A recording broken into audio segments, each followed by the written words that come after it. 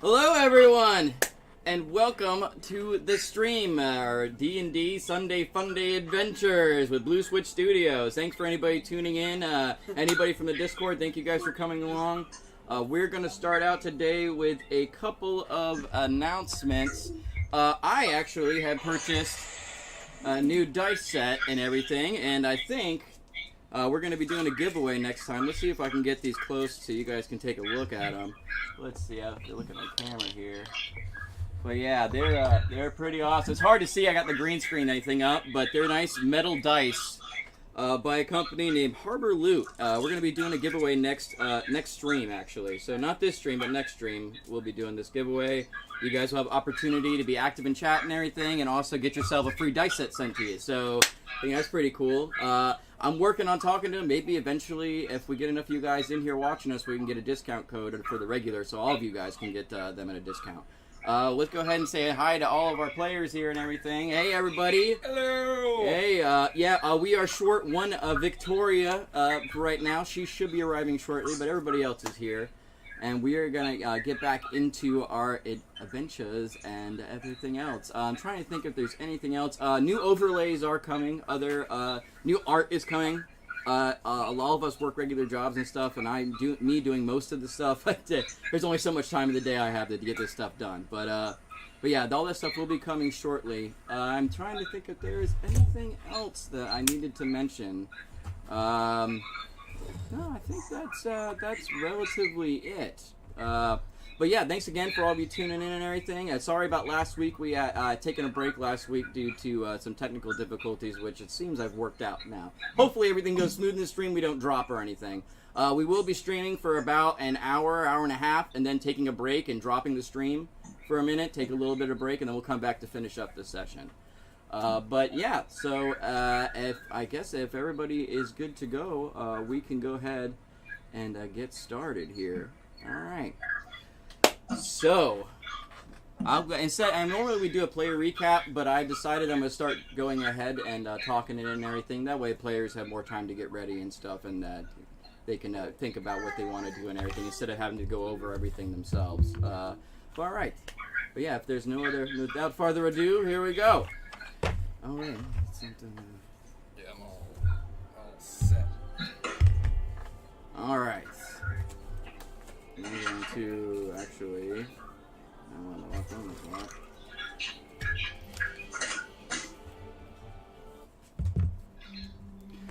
one. Okay.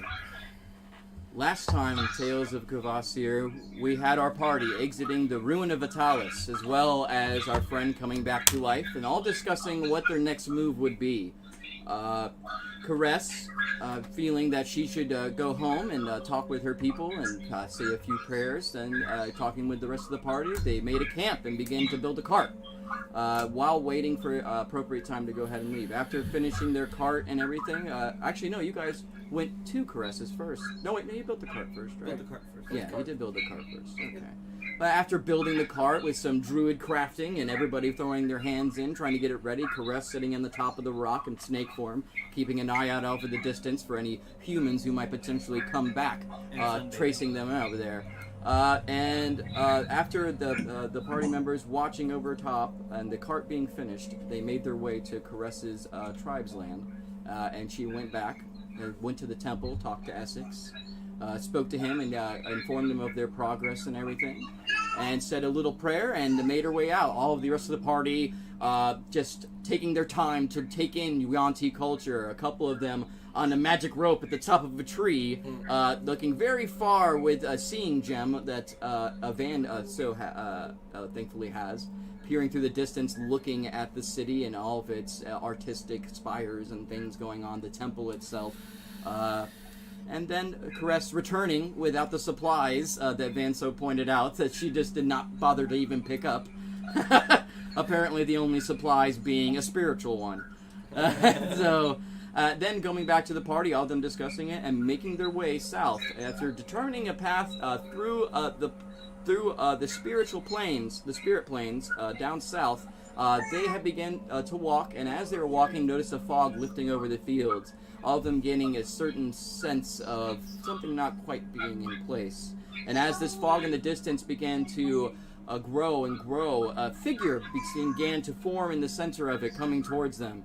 And they couldn't quite make out what it was. And so, at that moment, Van picked up his seeing gem and put it to his eye, calling out the magic word and looking forward to get a good look at what this was. And that's where we'll bring us in right in that moment.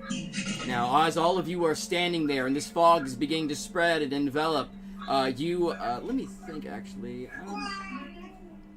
Let me get, everybody give me a wisdom check. Just cuz. Just everybody give me a wisdom check right now.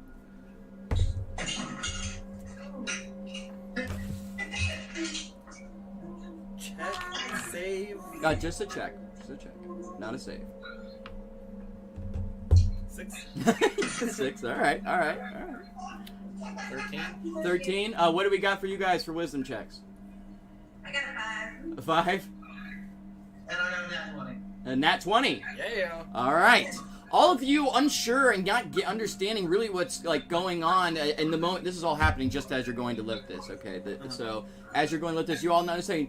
Grennan, you get a distinct feeling, especially with Vitalis. You feel like a little from Vitalis, and you feel as if like an invisible membrane you've just kind of just has coated your body as you kept walking forward towards this fog, and then you felt your whole entire body enveloped in it and then kind of faded off as you continued to walk forward. What do you think? As you're doing this and you get this sensation, Vitalis is like, it seems the Feywild. I didn't think we'd be taking a path through here, but interesting enough. And as he's saying this to you, you suddenly see Van now pulling up in front of you, your seeing gem. You look forward, seeing through the fog into the distance, and seeing this character, a full-size humanoid, walking towards you. But suddenly, the image flickering somewhat, and then becoming smaller, into a very small creature with wings, flying slowly towards you. It's at that moment, Van will, with the gem up to his eye and his gauntlet of Nuada, he'll activate it, if you will, a small glimmer coming off of his hand, essentially him asking if this is a presence that he should be known of. So I'm going to use Divine Sense. Okay. And can you remind me in Divine Sense? It's evil, good and evil, and yeah, it's as an action you can open your awareness to detect such forces until the end of your next turn. You know the location of any celestial, fiend, or undead within 60 feet of you that is not behind total cover. For the last question, I used Pass Without a Trace last session. Yeah, you did. You did use Pass Without Trace at the end of the session. Right now, if anybody wants to, in the moment that he's doing that, and you guys feel that, you cast it over, and it goes over the whole party. If you choose to, you may stealth if you want with the bonus. This is all like happening. She's casting this. He's getting this message as you're doing this, and then you go ahead and get a sense. Using your divine sense, you stretch out with the energy of your given deity, and it envelops the area around you. And you don't seem to detect any evil. Nothing evil. It doesn't seem to detect anything celestial or fiendish or anything. Undead? No, not undead either. It doesn't seem. It would also. Within the same radius, you also detect the presence of any place that has been consecrated or desecrated. Okay. The ground, I'm trying to think if it would be considered consecrated. I don't think it technically would be. If it's the. Yeah, I guess I would say that you can sense that this area, this ground beneath you, it has been blessed with almost just basically a thin membrane to another planar existence. So okay. I would say you would be able to at least tell that much. Like, oh, I'm stepping into an area where I could like cross into planes and stuff. This is a very thin like veil that is separating us. And I would say that you almost get the sense that you're on the other side of that veil now. So, as you continue walking forward, the creature now, not you only, everybody else seeing just a normal human looking up. The fog begins to kind of envelop around you guys, this person walking slowly towards you. Please, all of you. Don't, I mean no harm. I mean no harm at all. Please, I don't mean to startle you. So, in Van's eyes, let me get this straight. So in this eye, he's seeing a human. Yeah, human. In this eye, he's seeing. It's a small creature with wings, small little glittering wings, and very small, very like just about this tall, just kind of hovering there in the center of the chest of where this creature would be. Unfortunately, friend, you're only fooling a few of us, but not this one. He goes, "Oh, I'm terribly sorry. I didn't want to startle anyone. I shall drop the illusion then." And as he does this, you see his little smoke, and his form shrinks down, and he turns into this small creature, this hovering, floating there. Yeah. Well, I'm terribly sorry for the deception. I didn't know what you all knew of. Do you know where you all are now?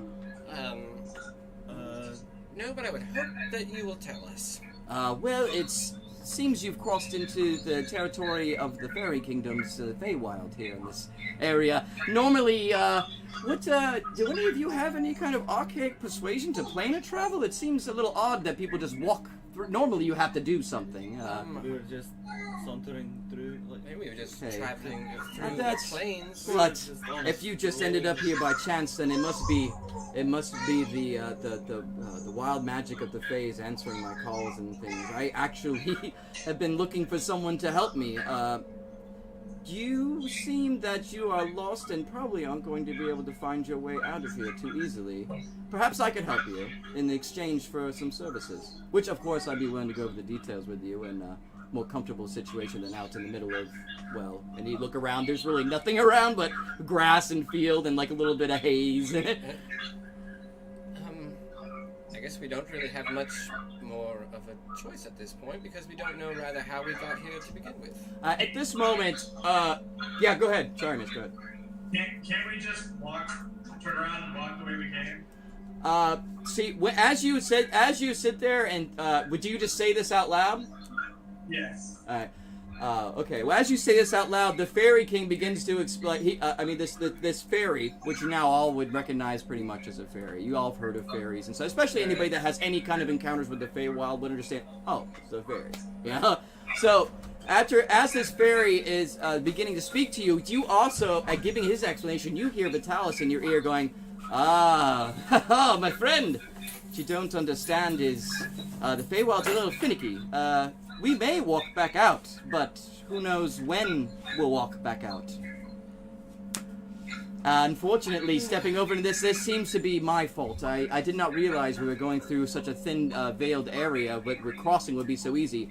As I am a planar object, you see, I tend to make that crossing easier, and it seems that I inadvertently had put you all in the position of crossing through the Feywild, which is not too good time-wise. It could be good, though. I tell you what, why don't you see if this guy can help us out? Maybe he can give us a little edge. I don't know. And as he's saying this, you're also hearing the fairy like, well, this is the Feywild, and unfortunately, those who travel back and forth know all too well of, let's say, the time skips that could happen. You may come here now and turn around and walk back out of the Fey, but it may be 10 years later. There's only people, my people and other people of the Fey, or people learned in planar travel, are able to travel through the Feywild without losing time, or, yeah, it's tricky business. But, of course, we could supply this to you if you would be so kind as to come with me, and me and my people have some serious problems going on, and I'm assured that it's the gods and the magics of the Feywild that brings you here to help us. And us, in turn, help you. Well, let me just say that I don't like starting off a relationship with blackmail, but if it helps us to not lose time, because I don't have too much time left. It doesn't really feel like we have much of a choice. Certainly. And, yeah, and the fairy goes, well, yes, you do honestly not have much choice unless one of you can procure this type of magic.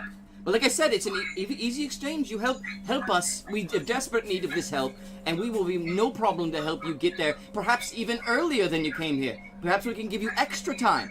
I don't know, I have to speak to my father, the Forest King of the Fairy Court, who would be telling you all the information you would need to know about what is the task that I have in mind.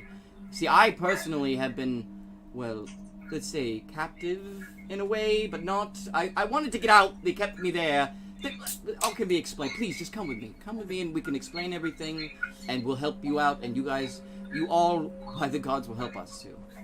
It's then Van breaks the fourth wall, turns to the party. How much XP do you think he's worth?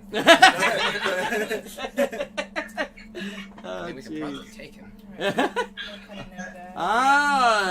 The lovely Victoria has joined us after her errand running. Oh, thank you. Yeah. Oh, I just figured it was the least I could do so late. keys around. All right. So, yeah. Okay, what's everybody doing in this moment right now? We just kind of low-key freaking out. If we get back 10 years from now, Henry might be dead. Yes, yes. Yeah. Unfortunately, my Tabaxi friend, that is very true. You should have. Some people have come and they just left of their own volition. Well, normally we don't offer this service to people, but I'm so fortunate we're in a precarious situation. But people have been known to leave the Fae, not remember anything in another decade. So it is possible. I guess we got lucky coming across the ability in the middle of nowhere.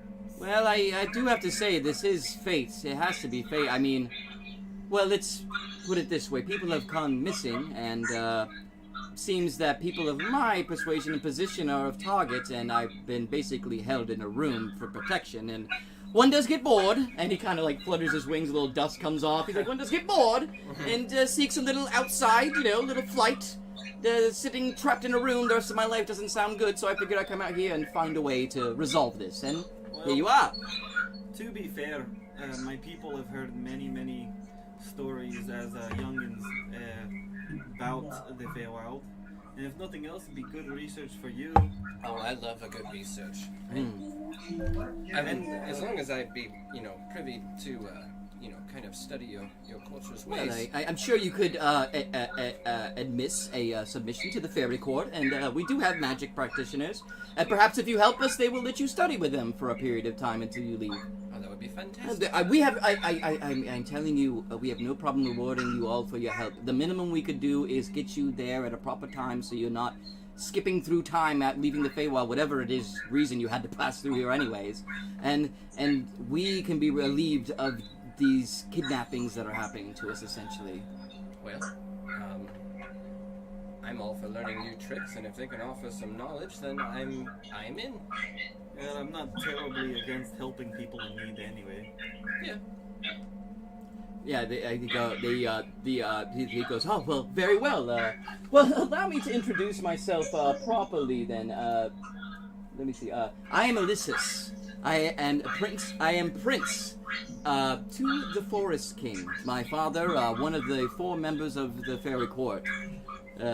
Seems that the other Fairy Court's princes have vanished, and amongst numerous other fairy kind, and this is what we need help with, though they've kept the details a little hidden from me, as they obviously didn't want me going anywhere. But one does get crowned. But yes, well, come with me then. I'll guide you back, and we can go to the courts. The way is hidden, though your friend here with his magical eye thing seems to be able to see through such things anyways. So, alright, well, come on with me. And he kind of like flutters his little wings, and little sparkles come off and dust, and he kind of turns around and starts flying away like, come on, come on. Time can't be wasted, and especially if I'm out here, I don't know if the abductors would come along and find me either. Well, let us make our way. Yes. And for future reference, friend, this much less intimidating than what you would. Well, yeah, I've come across a couple of humans in my lifetime. They seem to get a little edgy when they see things they don't quite get. Yeah. So, Well, that's fair. yeah, I do imagine that less traveled humans and or not humans, but our kind, they might freak out a bit. Yes. yes, it has been known to happen. But apologies. I was just merely trying to prevent a rude introduction, a rough introduction of some kind. Okay, well, to be fair, you have started with extortion and blackmail, but We did also somehow saunter into your domain, so... Do we still have our cart? Yeah, you guys were pulling the cart? Yes, you did. Yeah, we were pulling the cart with Donkey, right? Yeah. Donkey. Donkey the goat. Yeah, Donkey the goat.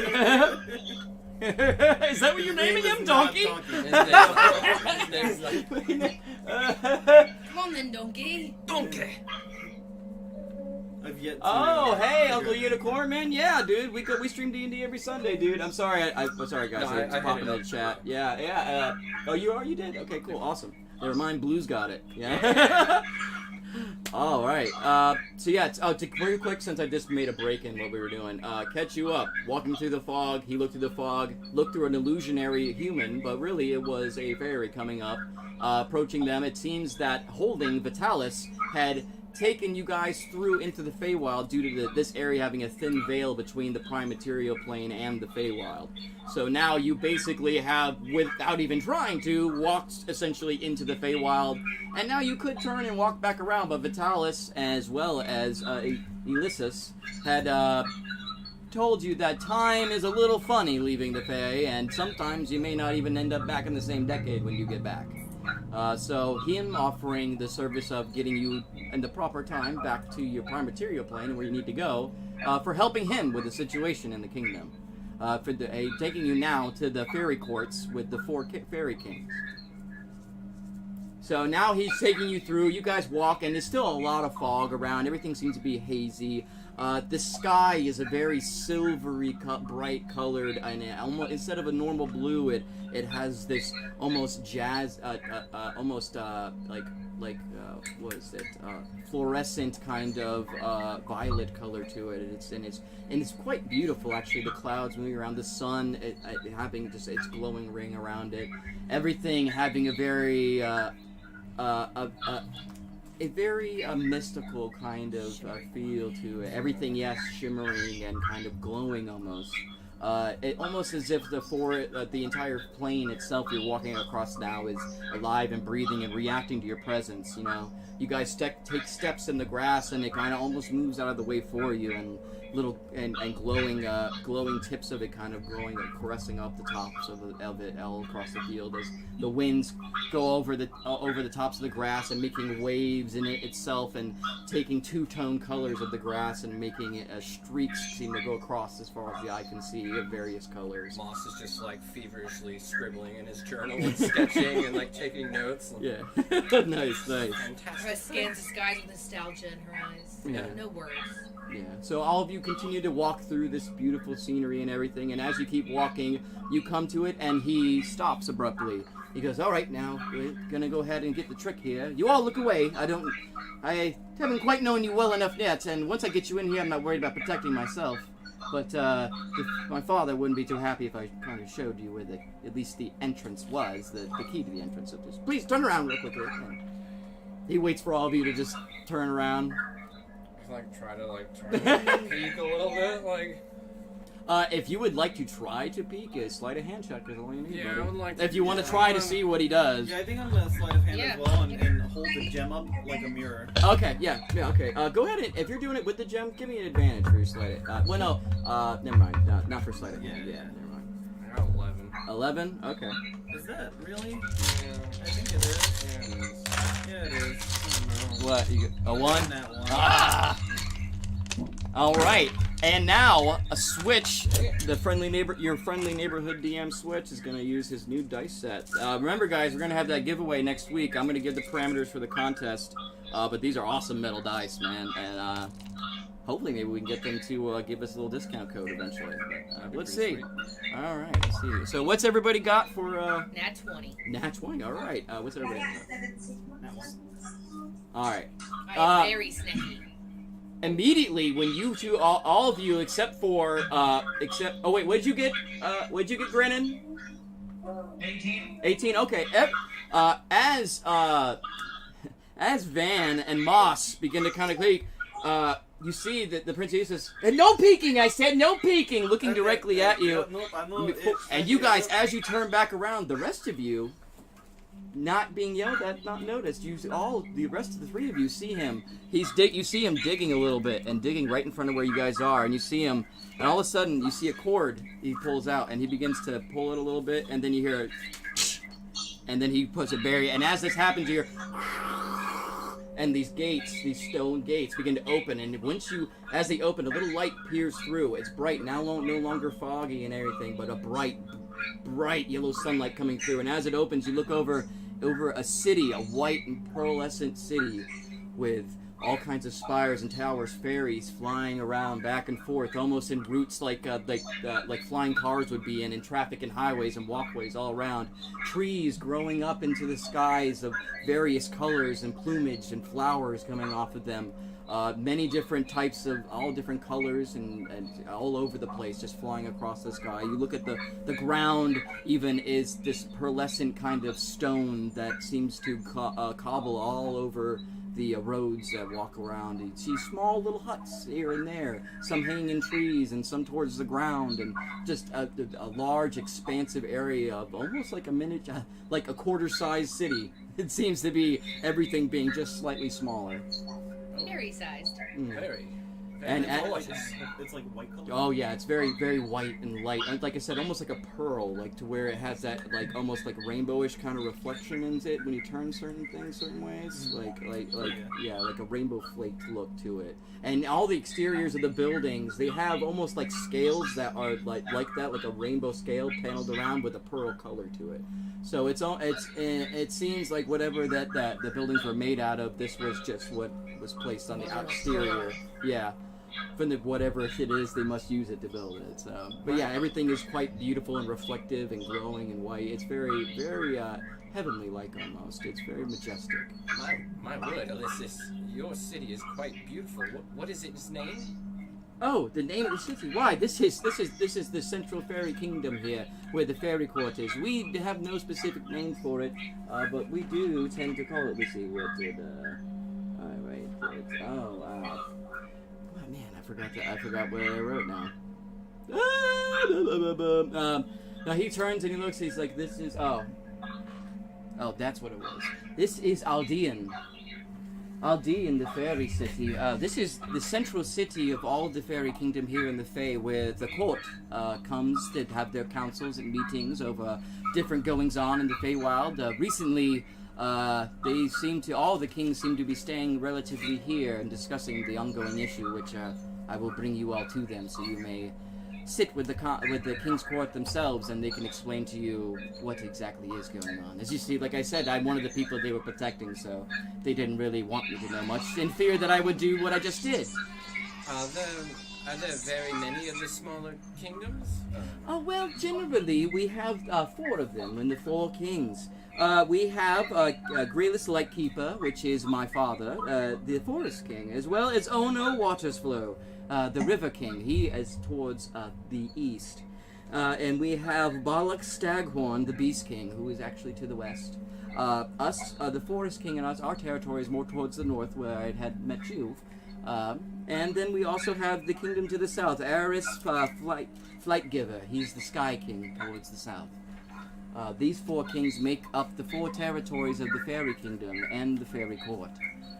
They traditionally keep, as their names say, my father keeps in with the forests and the plants and the trees and ensures that law and order is kept there, as well as the Sky King with the sky, the Beast with the beasts, and the River King with the rivers and streams.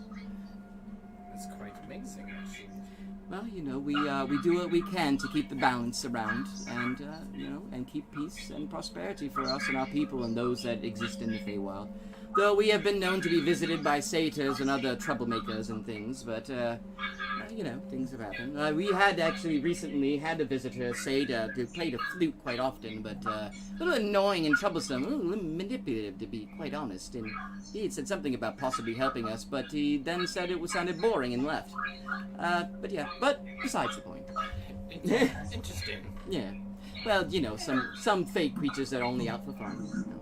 Well, don't get me wrong, we like a bit of fun too. You're gonna have to repeat those names for me. Oh, yeah, of course. I'm sorry, I'm quite the fast talker sometimes. It is Grelus, that's Grelus, Lightkeeper. And that's my father, the Forest King. Then there's Ono, Waters Flow, which is ONO, Waters Flow, which is the River King. And then there is Balak, which is Baluck, Staghorn, which is the Beast King. And as well, Aris, Aris, Flight Giver, the Sky King. And as I said, you know, the Forest King domain is towards the north, and the east would be the River Kings, the west, the Beast Kings, and the south is the Sky Kings. But, yes, well, as you guys, he's continuing to lead you guys, and as you're walking through a main street where you see some fairies kind of looking over and kind of going like, whoa, like, there's full-size people here. A couple of them, even with little fairy children, like, oh, don't stare, and like trying to pull them away, and all of them, and you see the prince, some of them looking at the prince, really confused, like, dude, what are you doing? And he's like, hey, hello, and he's just waving and just carrying you guys through here and answering your questions. He begins to take you guys to a large tree. This tree, unlike other trees, it seems to be, just as the buildings are, of almost white pearlescent bark. You see a couple spots where the bark has been like chipped off or worn off, and underneath it is like a bright red. But the inner meat of this tree seems to be just of a really bright blood red, and then the outside coating is actually like scales of this bark. Now, looking at this tree, you kind of look around to the other buildings and notice that, okay, they must be using this bark to outline the other buildings. And as they are going up, you go up to a staircase that begins to spiral around this large redwood-sized tree and continues to go up. As you're walking up the stair, he goes, yes, we do have, this is the one and only place that we allow people of your size to come, and that is the council court. Every once in a while we get elven visitors and people of that nature, you know, people that travel to Fae that we have to negotiate with and things. So lucky enough for you, we do have some quarters you guys may be able to stay in for a short period of time, and as well, this was the larger of the buildings and accommodates anybody of people of any size, small to medium. So, and you guys continue walking up this stairwell, looking over, now getting higher up, and you can kind of see over some of the treetops and everything, and even more fairies kind of going around in sky highways, back and forth, crossing each other, little streams of golden flickering dust coming behind them. Walking up higher and higher, the kind of haze, now you begin to look down, and what you didn't, you see almost a little tiny bit of haze over it. It's almost like a very thin fog that's over the whole city. Now you're sitting up on top of, almost like cloud cover now that you're coming over. It's like it's like as if the sky itself got shrunk down for them, and that's where the cloud line is. Normally, where it'd be much higher for you and anywhere else. It's almost like a specifically designed area and city for just them and their size. Well, obviously, except for the stairwell you guys are on now, as you explained. You continue to go up farther and farther, higher into the tree, and then you finally make your way up to a landing with a large flat area where a few guards are there, and one of the guards looks over to him and says, "Hey, Ulysses, what are you doing out here?" And he comes up real quick. He's like, "Oh," he's looking around. Your father's gonna kill me. You're supposed to be. He looks around. He's like, "You're supposed to be in your room. What are you doing out here?"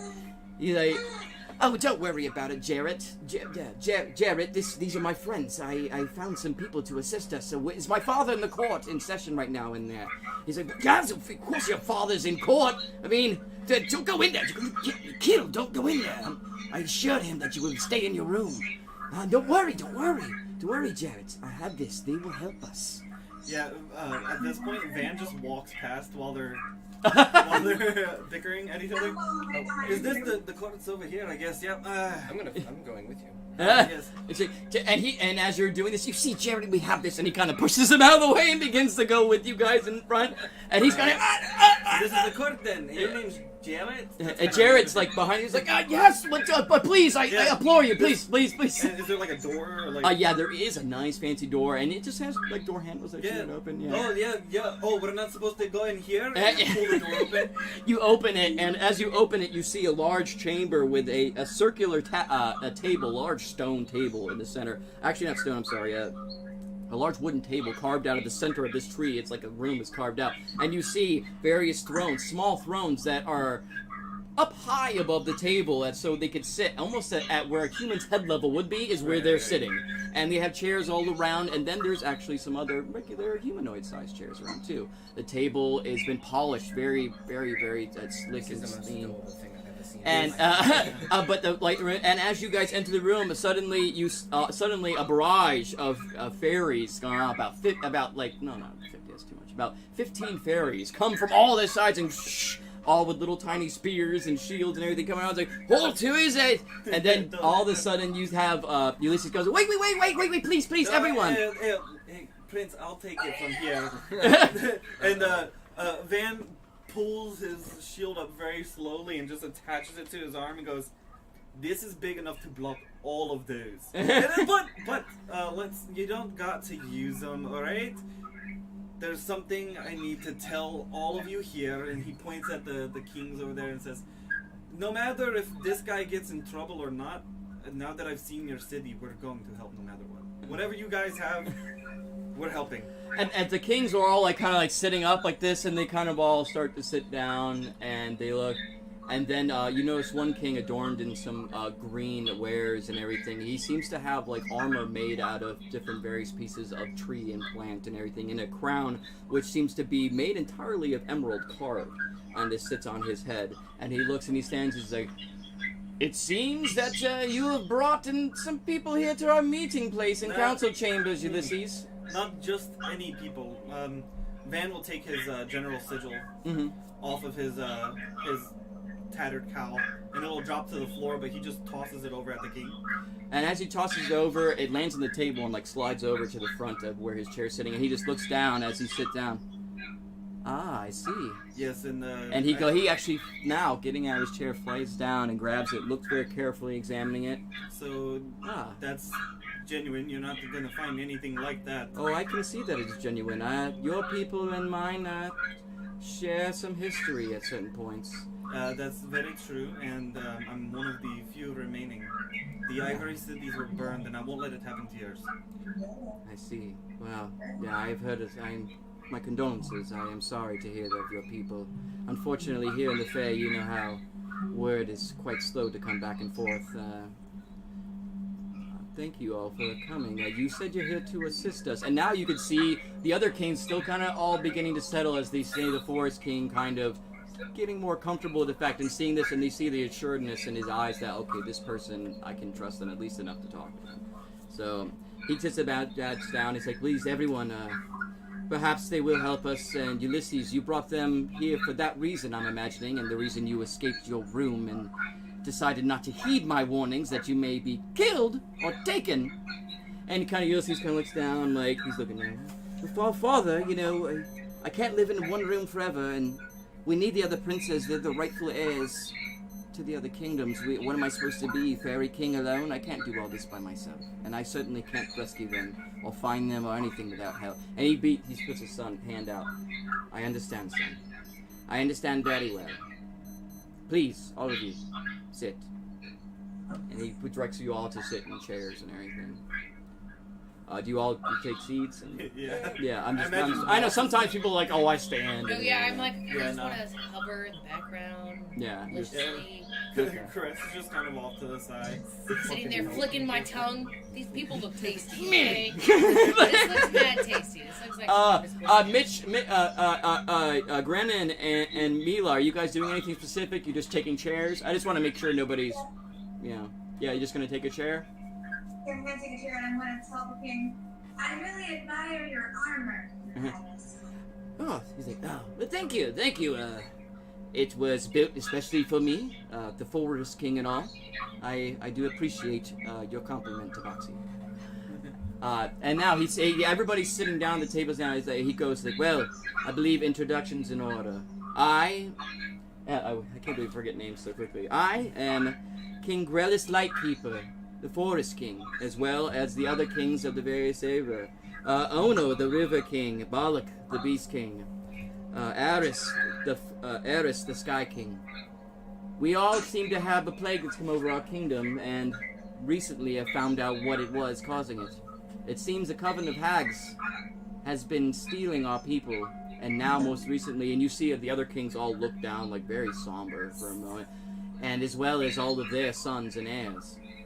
We don't know what end they have or what purpose they have doing this. We have had a mutual peace with other creatures that exist in our plane and of existence, but it seems that whatever is spurring them on to do this, whether it be ritual or what, they took it upon themselves to start enslaving or whatever they're doing with our people as they take them. Well, good king, I am Moss, a modest user of the arcane arts. Do you believe maybe it has some kind of thing to do with the fairy kind of magic at all? Ah, yes. We are a race. We are a race that has a pool running deep with magic and history. I imagine they are seeking, and he kind of like flutters and like a little bit of the dust that comes off when he grabs. They are seeking the power that comes from us naturally, and he takes this and blows it towards you, and it blows towards you, and it wafts on you, and as it does, you lift out of your chair for a second, then slowly lift back down, and see, as things such as that, we have naturally gifted magics that a lot of people use to channel or bring about rituals, summoning, whatever else. That is one of the few things that we are endowed with. That is quite powerful. I am not the lightest creature. Yes. Well, of course, if you all help us, as well as safe passage, which I imagine, unless one of you can travel through the plains willingly, you will need back. I don't imagine you all want to stay here. At least not for any elongated period of time. We do have other ventures that we will need to attend to, but your prince here has mentioned that if we aid you, we could maybe benefit from it with a proper passage away from the Feywilds at the proper time, most importantly, but also maybe some other rewards could be earned. He looks for a second, he just looks over all of you, but then looks at you, Van, specifically, and then looks down at the badge again, and grabs a badge, because he had set it down on the table, grabs the badge again, and kind of, actually physically gets out of his chair and hovers towards you, Van, and hands you the badge, and he hands it, yeah, and he goes back, sits in his chair. Well, perhaps other things. What sort of things would you be looking for? What would you desire and pay for helping us?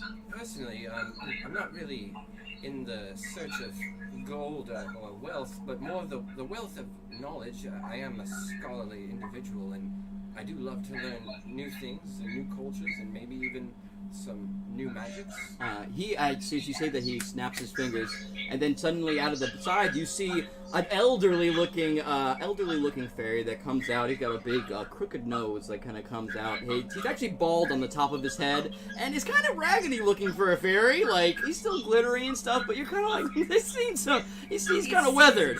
Yeah, and he comes out. He's like, ugh. He kind of flutters out. And he's like, Jesper. And he goes, yes, my king. Jesper here is my court wizard and top researcher. He handles all this sort of things. I don't see why, Jesper, you couldn't give him a tour of facilities and perhaps share some of our arcanic knowledge with him if he is to succeed in his task. Jasper kind of looks up at him and he goes, ugh. He has little glasses. He straightens his glasses out. The big turtle man, yes. I'd be interested to pick your brain as well. I certainly am always in the pursuit of knowledge and sharing it arcanically, especially in this case. Of course, my king, I will make arrangements to have him participate in some of our studies and come and look at our research after, of course, his end is fulfilled for you, my highness. He goes, very well. Well, we can certainly accommodate you then. That is perfect. Yeah, he begins to kind of fly off, but he's kind of like flying crooked. The like, whole thing is balding and everything. Yes, go ahead. One more thing. Since I can't burn metal, I would love to learn how to make your armor. Would you be able to introduce me to your smith? Oh, well, yes, the forest smith is quite renowned, actually, amongst our people. There is the royal forest smith that only I use, and the prince as well, but I am sure I can make arrangements for him to show you and perhaps even make you something if you'd like. That would certainly be possible. Should you all succeed, of course. I'll tag along with her. All right, well, very well. It seems that you two are easy enough. Is there any other requests you possibly may have? Now remember, I am limited in wealth and things to give, but what I can give, that is fair, I will. Silence. Yeah, you just sit there in silence back there. She's just thinking about eating him. No, that's not the only thing I'm thinking about, but you know. Silence. It's golden. We certainly haven't any selfish It's all fun and needs, games if till you the will, person but gets kicked out because everyone's, you know, they're nice people. So just gonna keep my evil little mouth shut for now. yeah, we haven't really any selfish needs. Most of it would be knowledge. The only thing that I might ask is if I know how the Fae likes to shift. I'm sure it's touched many lands before. Yes, it has. Any information leading to where my people might be would Wow. be. This certainly would be a noble endeavor. And he snaps his fingers again, and another assistant comes out. You see someone with a pad and everything, a much younger fairy and everything, and a little bit smaller than the rest of them. He's like, yes, sir, yes. Please, go out and send message and word to see if the Fae has reached out or touched any more of our friend's race and kind. Any of his brethren or sisterin that may have been seen in passing along the route, the ley lines. Oh, yes, right, sir. I'll send the word out. And he kind of flutters off. That is easily enough done for you, good sir, whether you help us or not. Your people are owed a great debt for many wars that we were helped with and assisted with. No. We did it for our honor. But with that, what precisely are we going to be questing for? It seems, and he turns and he turns kind of like on the side, leans his head. As I said, the princes would be the #1 priority, if not all that have been kidnapped. The numbers now total around 50. They have been periodically either just ones that have wandered out of the city to do whatever they like, as we fairies do. Unfortunately being captured and taken to we're not sure where. Unfortunately enough, the prince, even though he left where he was supposed to be, did not get captured. But it seems he brought assistance in doing so. The 50, we have the 3 other princes along with around 47 of the others that have gone missing. We do not know exactly what they use them for, but I dare say they are either looking to enhance their power or summon something that can give them more power. Right. Using the magic that we have to open perhaps a rift to another plane and pull a creature or something else That out. can be very, very problematic. So, last question. Any survivors? Anyone who might have been taken, or says so at least?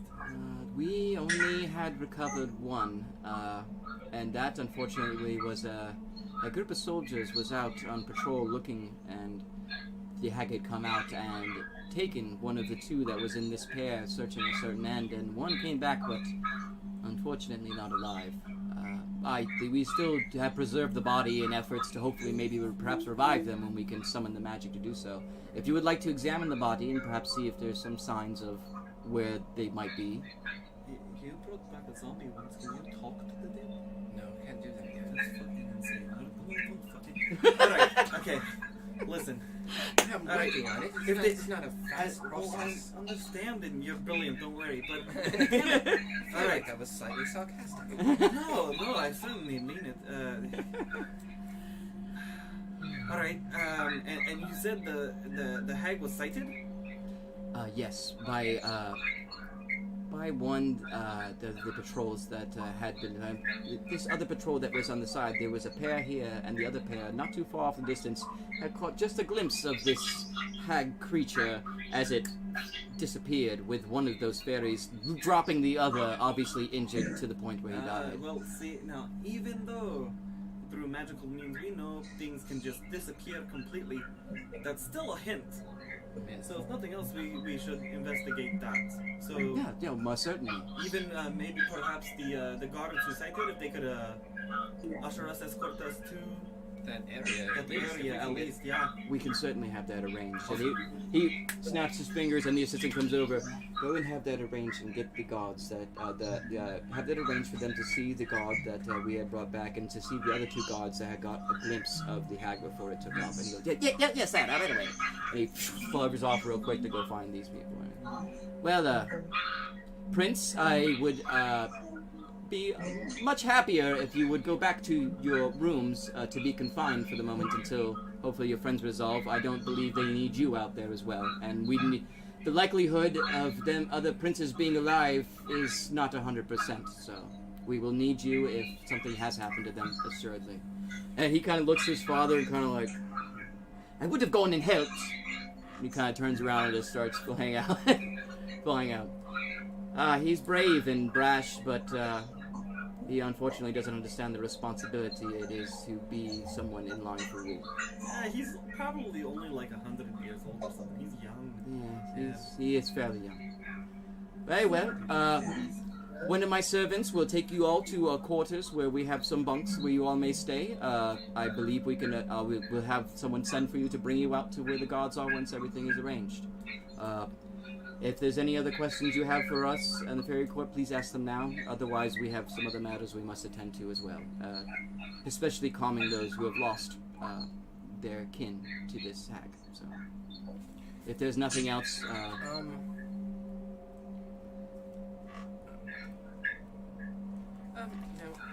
that seems to be about any questions I have. Silent Snake, have you anything to say about it? King looks kind of like, okay, yeah, that one's a little shifty. I can see that. I just feel like shifting form, like because you think I said that. Just it's like, ha ha! I'm a snake. It's a snake pun. Snake. Snake pun. All right. Well, is there anything anybody else is asking of him now, as he's going to have you guys, a servant, take you up to quarters where you can stay for the time? I just want to make sure everybody got their questions in. So. All right. As the king, he bows to you all. A servant comes up and says, "Oh, come with me, please."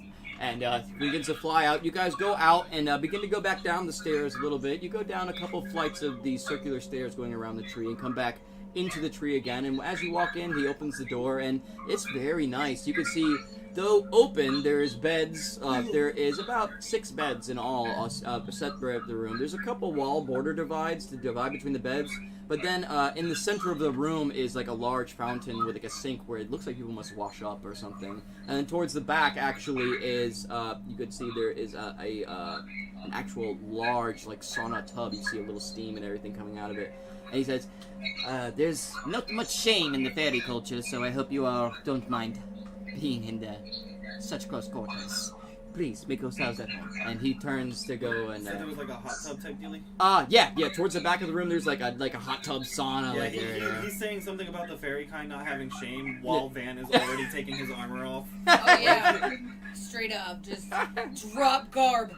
I like tubs. I literally don't wear clothes. I literally don't wear clothes. I have like a satchel and some pouches, but like it's just shell. You know? Yeah, as he sees you all doing that, he's like, well, very well then. If you need anything, please, please summon one of the servants. And he points over towards the. Oh, sorry. Go ahead. Do you have any history books that we can read? Do I have any issue? What? History books we can read to prepare for this mission. Oh well, very well. We do have a library. If you take the stairwell down 2 more levels and cut into the first door, you will see there a large library with many compendiums and volumes held there. I am not assured to which exact history books are there, but there are some. Oh. Well, that is where I'm going right after this bath. Well, very well. I'm leaving anyway. I may escort you too if you desire to go read some books now down there. Yes, I will. Yes, you know what? Screw the bath. There's books. You guys have fun. I'm going with you. Wait, you're starting to stink, so you better bathe at least before you sleep. But the library will be going nowhere, good Turtle, sir, and I can say that any kind of... to be in kingly presence, one should be, a little more cleanly. Yes, but, I mean, part of me is a living habitat for my bonsai. That's... Fine, I will wash the bits that can be washed, but this is fine. So witch hunt! Witch hunt! Turtle with a tree growing out of me. Very well, very well. Well, Tabaxi, I imagine you bathed yourself. If you would like to come to the library, you may come with me. Alright, I'll go with you. All right, very well. You all enjoy the bath. And he turns around, begins guiding you down the stairs as you all left the room. He takes you down the couple flights of stairs and opens two French doors, just opening up out of the tree. And once again, you see numerous tables all carved out of the actual tree itself. Like the actual stump. That's like this room was carved out of it. Bookshelves actually carved into the living tree itself, all around. And where you see thousands and thousands of books and various desks and other things carved into there for people. And you see a couple fairies sitting around floating with books and studying and some writing and everything else. But you notice everything is lacquered and beautifully stained woods, and the red from the inside of the tree is especially luminescent and almost gives a little glow to the room. There you are, ma'am. Please feel free to look through our volumes. Thank you so much. And if there's anything you need, be assured, all you must do is a call, and one of the servants, or if not me, will come and assist you. And he floats out. He goes back up to the room where he sees all of you going to the bath. And he's like, I'm sorry I forgot to mention to you all. And he points to the door. There is a bell here. It's a string where you can see he's pointing to. They ring this bell, and servants will come and provide you with food or what you may need. There's fucking servants here. Oh my. Yes, well, when you work for royalty, one is treated as royalty, which is one must act like royalty. And he looks over to Moss, act and be cleanly like royalty. I'm getting in the bath. I've taken the hint, good sir. I appreciate your candor. Well, very well. Enjoy yourselves, and I will be around. My name is Perush. Sorry. Gadoosh. He always his little snake head popping I around want in to the water, pick like. a corner in the library. Uh-huh. That's alone. You want to pick a corner in the library and what?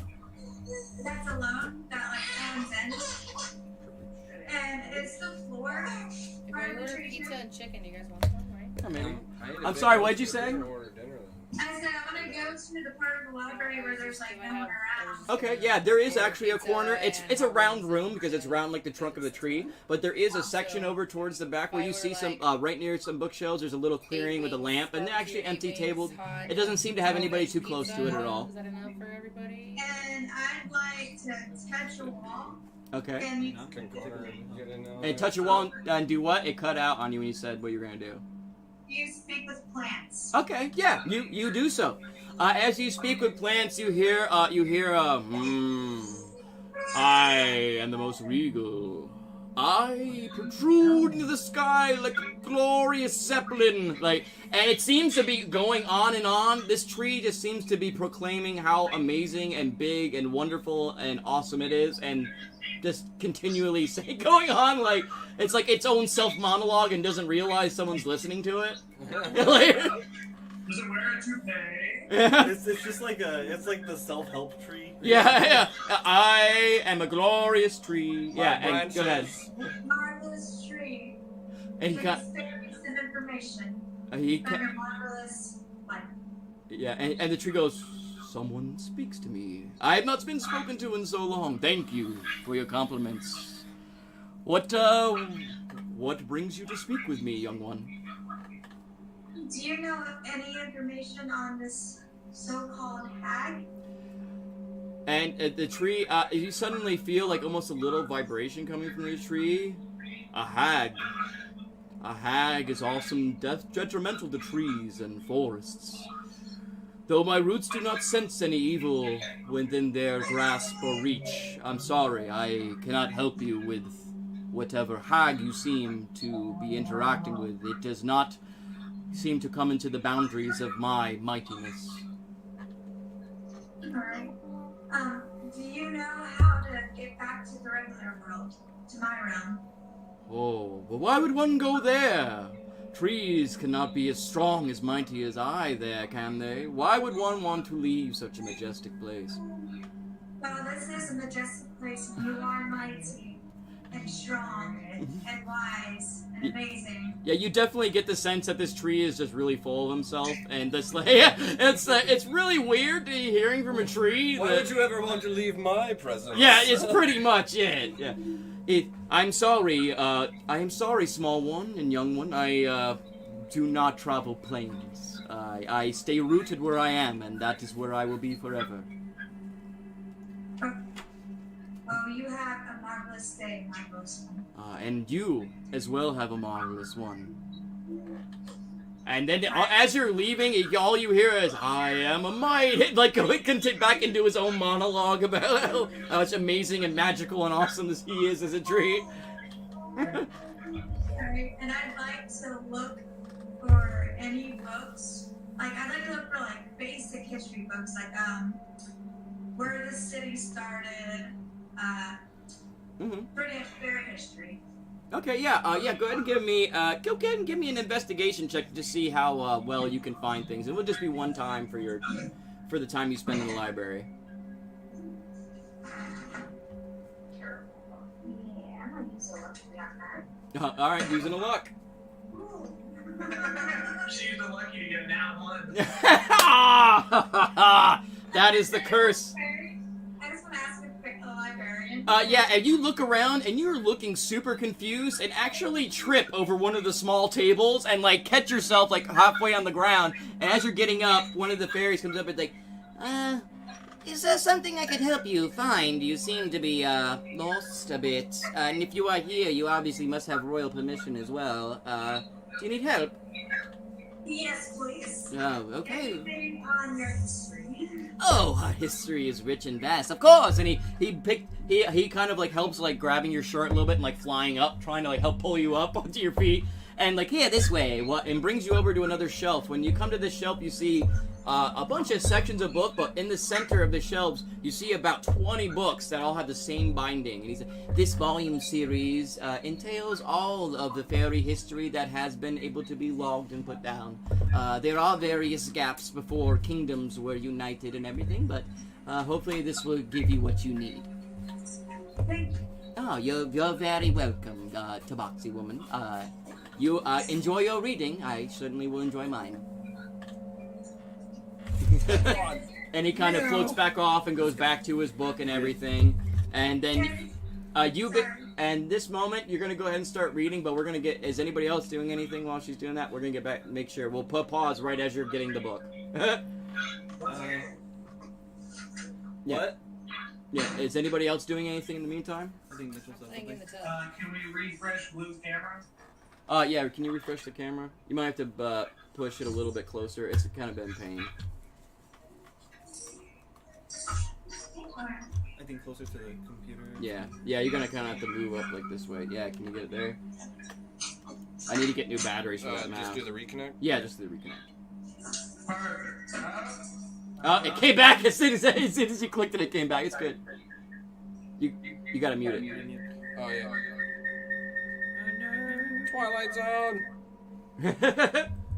The power of technology, right? Can you guys see us now? Oh, did we lose them now? Jeez, come on, guys. Oh, they reset it. Maybe. Well, I'll reconnect, I guess, too. Sorry, everybody. You know, roll 20. I'm working on finding a better system to play on. Oh, there they are. I just got rid of them again after I reconnected them. I want to hit reconnect again, but I'm afraid that they'll hit reconnect and I'll lose them. Reconnecting. I got you guys. Okay, it must be on them then. If I got you guys and we don't have them. Should I do it again? No. They should. It's on them. I think it's their end that's doing it because we're just sitting here going. So, Yeah. We'll go ahead since we did that. We'll pause them. They'll come back on in a second. What are all you guys doing as she's down in the library and everything? I am bathing carefully not to scrub off any of the moss or growth on my shell. There's a moment, a humanizing moment to Van, because as he removes all of his armor and everything, it's then only then that people can see that the gauntlet, where it cuts off, is just a completely marred and scarred skin. There's no fur there, and it's terribly Like, it's gross. Yeah. It's like got this. There's little bits of sinew because the muscles actually fuse to the gauntlet. Ah, I see. And I like see. this, it's just this really weird thing where there's one piece of metal left halfway up the forearm of Van. Oh, okay. As he slips into the bath, and he sees him being very careful, trying to bathe himself. I'm thinking like an old Roman style thing. Yeah. Like they have an oil that they would rub on them, and then they use this like hooked blade. Mm-hmm. Like it's a curved blade. It's very thick, and they would just essentially shave the oil off of them, and it removes all the dirt and everything like that. I'm like, hold on a second. And I'll just grab some oil and put it everywhere but where the bonsai tree is, and then I'll grab the hooked blade and just start. You got the pretty shell, you know. Yeah, I mean, well, it's under a lot of filth, but I mean, it provides nutrients for my tree. So I'm like, a lot of filth, and he takes it off. There's just like sludge in his hand. Sludge, clumpy, like multicolored sludge. It's coming off of Moss because he's like never really bathed or anything. As he's doing this, Caress and Grennan, are you guys doing anything in the bath and stuff? I'm just swimming around, enjoying the hot water. It's warm. Like I always use like a little head. Like the creature from the trash compactor. She's like under the water, like Star Wars trash compactor. Just have, like little ripples and shit. Fly over. Shit. Grennan, are you doing anything as well in the bath? Somebody touched my foot. No, I am just soaking in a hot tub. Okay. Alright, yeah, you're sitting there just soaking it up as you all sit there and continue to make conversation. Wait a minute. In the hot spring, he's the Do we have to make a Constitution saving throw for him being in the tub? No. Okay, I was gonna say, wait a minute. No, it would dissipate so much in the water, but this is a large bath. It's not like a little tiny tub you're all in. And it's flowing water constantly. It's constantly flowing new water in. Okay. So it's really not like diluted. it would, by the time it got to a point where you actually get poisoned, it would already be drawn out and replaced with new water anyway. Wait, what was that, Mitchell? Maybe if my poison were much stronger. Yeah. No, by the time it would actually reach you, it would be so diluted and it would be replaced by newer water. Besides that, we're not in the water currently. If you did that oil thing in the Yeah, water, you would be like standing next to the bath, right next to the cleaning bath. off before getting in the water. Yeah. Okay, yeah, now back to you in the library. You see these volumes of tree. What do you do with the? I'd like to grab a book, and since it's paper and everything, technically part of the plant. Okay, what are you trying to do here exactly? I kind of want to cheat. I want to kind of try talking to the book and try getting him to show me this Sorry. instead of reading all of it. I would say I love the ingenuity and thought processes where you're going with this, but essentially, if you're trying to talk to a plant, this would be a dead plant, and it would not be alive. It's already been harvested and used to make a book. It's not a living plant. I just thought of like she goes to talk to her. She's like, they murdered me. Just like screams. Oh God! All it does is scream. My life is a nightmare. Still hurts so much. Yeah, right. Man. Yeah, I would. As much as that is hilarious and be awesome to do, it is dead. You wouldn't be able to speak with it. Why did they etch these things into me? What is so important that you had to take my life? I'm assuming these books don't have pictures on them. No, they are all written, and they are all written in the fairy's native language, but thanks to you guys all having your amulets that you got at the beginning, you are able to read it. Okay, well, I just like to pick my book and start reading it. Do you just pick the first in this set that he pointed out to you, I guess? Yeah.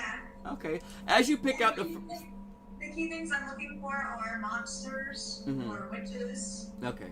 Alright. As you open this first volume seems to be an explanatory book with a huge table of contents that spans over what the rest of the books are about. As you flip through the pages, you see that it is explaining what each individual book is about. You go through and you're crossing through, and you do see one of the books actually is listed, various monsters that the fairy kingdoms have fought and come into action with, tamed, whatever else, in one of these other volumes, and it seems to be in the 7th volume of this set. Nice. So, yeah, go ahead, I'm sorry. I'd like to go to that part Yeah. and read it.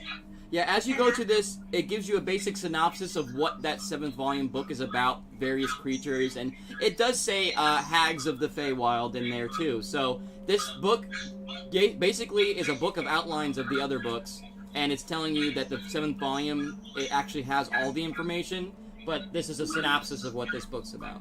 And okay. So I'd like to look for the 7th volume then? Yeah, you easily enough find it. You take your book and put it back in the first slot of this, and you look across and you count over and do see, in fact, okay, 7th volume. And it says creatures of the Fae and the Fairy Kingdom, and you pull it out and open it up. It has a table of contents as well with numerous types of, like, hundreds of different types of creatures and variations of them or anything.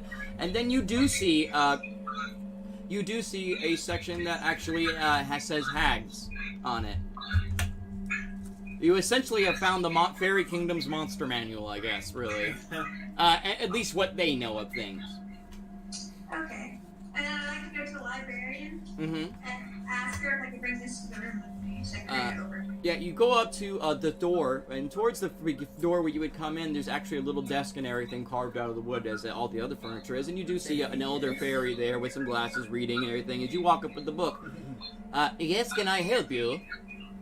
Yes, ma'am. Would I be able to bring this to my room to read overnight? Oh, well, if you have access to the Royal Library, I don't see why not. Yes, of course. I imagine you are taller, so you standing above us.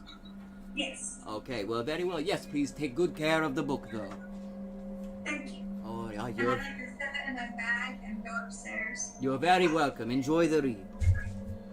And as you go out, you go upstairs. You come in upstairs looking at a moss being shaved by Van, weirdly enough.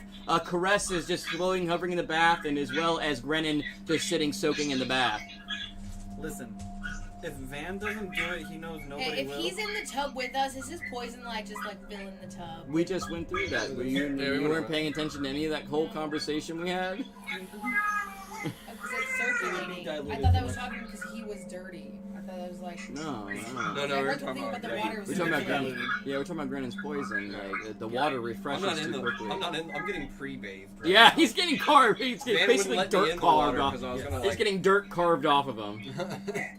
Yeah, Van's doing it, by the way, because he knows if he doesn't, nobody will. And also, Moss has stubby arms that probably can't reach the back of his shell. Yeah. All right. This is part of the All right, reason. yeah, go ahead, Mila. What are you doing as you walk Now in? you have friends. I'd like to pick a bag and grab and put my stuff on it. Yeah. And then I'd like to walk over to the tub Mhm. and like reshape water and pretty much just shape it into this giant freaking colossal thing and just splash everyone. As you see her, like all of a sudden the water being drawn out of the tub, you feel the water levels going down. You two sitting in your car, sitting look and see it getting smaller, then realize it's being all coalesced into this large wave, almost looking like a hand getting ready to smack water in everybody as it comes back down into the tub and splashes everywhere, splashing everybody and throwing water all over the entire room. This is a thing. Well, I guess that's one way to forcibly clean a tortle. After this splashes, all of a sudden you all see a door open, and it is the king's servant that had brought you the room. He comes in, seems you all have become quite comfortable. The king says that the two guards will be here in the morning to take you to the area and give you all the information where they had seen the hag. And the body is actually currently having an attempted resurrection right now. So we are hoping it is successful, and maybe you'll be able to talk to them in person. If not, then you are free to examine the body in the morning before you leave. The process we're going through is unfortunately going to take the night. So if you all would like, food will be brought to you. If there's any other things we can give to you before the night comes in, and you do notice as you look outside that silvery sun and that purple sky has set and become more of a deep, deep blue. That's now an almost black blue. It seems to have come. And you look over, the city is still glowing, but it's almost like a blue haze over everything. At the glow, it seems to be emanating from the trees and everything. So, yes, if there is anything we can do for you, food will be sent shortly, and then you will attend to the business of the kings in the morning. Yeah, much appreciated. Yeah. Very well. I bid you all a good evening. And he turns and flies back out of the room. So it's up to you guys what you do. Am I done being cleaned? Am I clean at this point? Yeah, I would say so. I'm gonna head down to the library and look for any books about the history of arcanic like magic and progression through the fairies. Oh yeah, you go down to where it is. You go down. You see the door looking in, and you see a little window and see the books. Walking into the same room with all the bookshelves carved and tables carved and everything all around. And you walk in there and begin to look around for the books. Go ahead and give me an investigation check if you are just looking for them. Yeah, I'm looking for like a history of like their magic and how it progressed.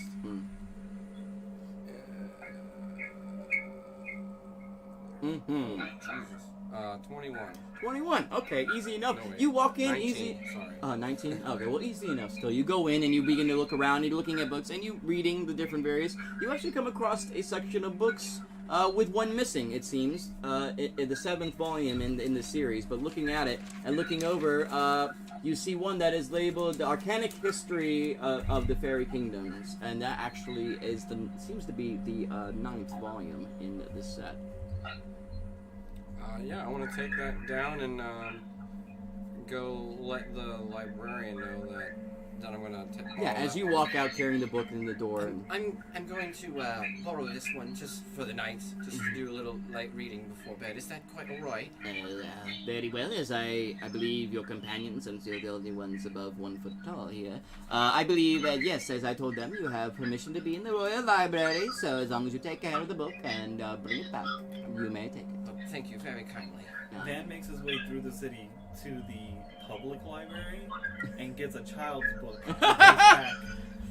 You can easily enough go down, and you walk through the city, and you see a lot of the traffic in the city's kind of died down now. It's gotten a little bit later and everything. You see a lot of people going to their homes and ferries and stuff. You actually see a children's shop, though, down there with the small ferries that seem, and there's little kids outside, little fairy kids playing with different toys and everything. It has a little stand with little picture books and stuff that is actually right there, and it's right near. If you go down the tree where you are, this main tree, which is basically the central hub of the city, it's right outside, this little courtyard this tree's in. So just to play out the thought in my mind. Yeah. Van essentially, he puts back on the rags that go under the armor. He doesn't actually put on his armor. Yeah. And he just kind of swings outside the tree and swings down the branches, gets down to the bottom, finds this store, walks up, looks around, looks at the children. Don't judge me. Grabs a picture book that has nice pictures in it. This'll do. What do I owe you? You look over to him, the shop owner kind of looks and he's not, he kind of looks like, there'll be 2 copper pieces. Oh yeah, he'll drop a gold in his hand and just he kind of goes and you see walk away, he's and he kind of just sneaks off, and you see him not put it in it, where the registry puts it in his pocket. He takes a copper out of his hand and puts it in there. Yeah. So I just walk back, and then I with the book in my gauntleted hand, using my feet in my hands and my prehensile tail, I'm just climbing my way up with the book. This is very cool.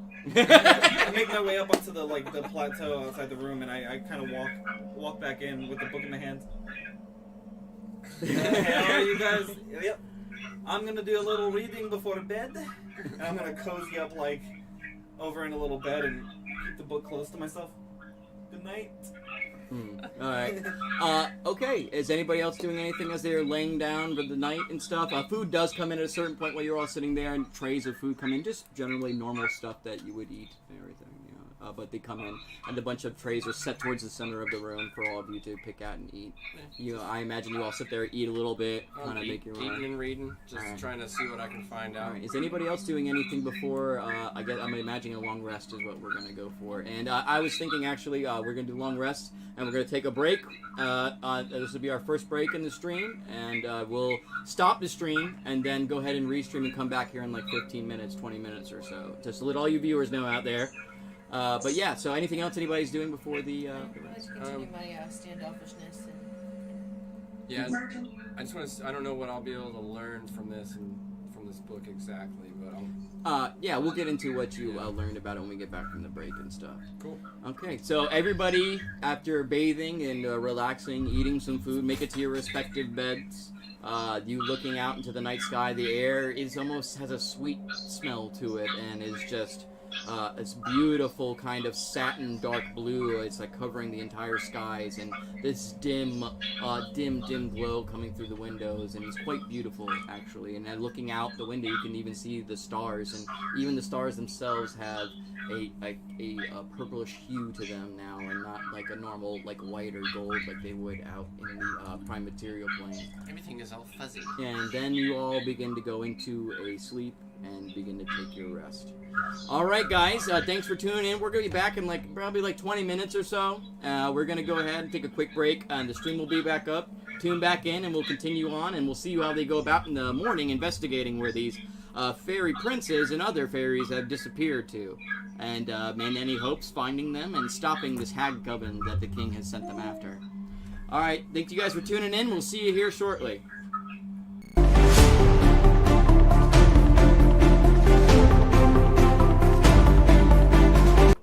Hello everybody, and we're back, continuing the stream. I was trying to figure out a couple little things that are going on. I think one of the Discord servers that some people would be able to see us streaming for is not functioning right now, or updating enough to show who's actually streaming. So, oh well, but we're going to still stream for fun anyways. And of course we have all of our valuable players here still, and hanging out, and spending the night in the Fairy Kingdom, right beneath the council chambers of all the kings. Alright. Secret council. So, we will bring us right back to this. Okay, guys, let me get some kind of more majestic sounding music to go here. Something cooler. Something with a bit more magic. I gotta go through and pick out some more music and everything, too. He needs more cello. Yeah, I'll just put the... Oh, Use actually, more no. cowbell. There we go. Alright. So, we come to you guys waking in the morning to a brilliant sunrise. Coming through the windows. Once again, that violet-colored sky and silver sun kind of beaming through, waking you all up after a good night's rest. Undisturbed. Everybody, you hear the bit of chatter and everything outside going along like you always do in the mornings. And what we would in any city in the mornings. People moving about and everything, looking out the window, seeing that traffic once again in the skies is ever prevalent, going back and forth with fairies flying around, busy. So yeah, it is up to you guys. You guys wake up in the morning. What would you like to do? I wanted to see what I was able to learn from the arcanic history of the fairy Go kingdom. ahead and give me an intelligence check to see what you could decipher and get out of it and everything. Just to, I mean, you're gonna get some general stuff anyways, but just to see if you can kind of peer into a little bit farther, as well as you, Mila, if you want to give me an intelligence check too to see how much history you pulled out of the book and everything. I believe that's gonna be a 19. I just gotta check my stat on it. Okay, cool. Got a few people viewing. Thanks, guys, for stopping in, man. I appreciate it. One of them's me. One of them's blue. Well, the other two, thank you for stopping in, man. We try to break up the streams into about hour or so segments. That way, it's not 4 hours, and that way we get a break too.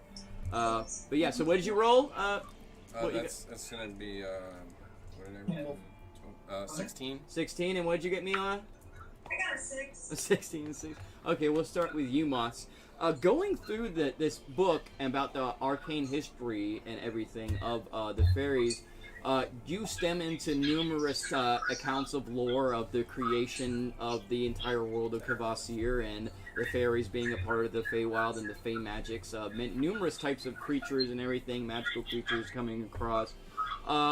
What does stand out to you throughout the arcane histories is the innate spellcasting abilities of the fairies, as well as that through their history it seems they have been used as components for spellcraft and everything, even by the elves themselves, which usually are a little kinder to them and everything. That is one of the biggest things that stands out to you, though, is the fact that, okay, obviously, that they actually through the ages have been hunted down, captured, things like that. That's why they had formed this kingdom to protect themselves from other arcane users looking to use not only the dust from the fairies, which you find out actually can give people the ability to fly temporarily when sprinkled with it, as you so witnessed yourself. Along with just a few innate abilities, they generally seem to stick to very positive magic. A lot of druidic magic in there. But there are a few cases of prominent fairy wizards coming up that you read through. One of them is not named, but had stopped a great cataclysm that was going on for them and everything. But it was so long ago that the names and everything have been lost in the history books. As well as there was a mage king at one point, and the mage king of the fairy kingdom actually was the singular king of all the fairies, and his rule is what split the kingdoms into fourths after he passed away with no heir, causing fighting in between the fairies and everything. And then once the separated into four sections coming back together again, each of them claiming domain over certain things. And coming to a peace again, so they were now in control of whatever arcane means went into either the forest or the rivers or all those things. So they started, the magics that were naturally flowing of those sources were then given to each of those kings to protect.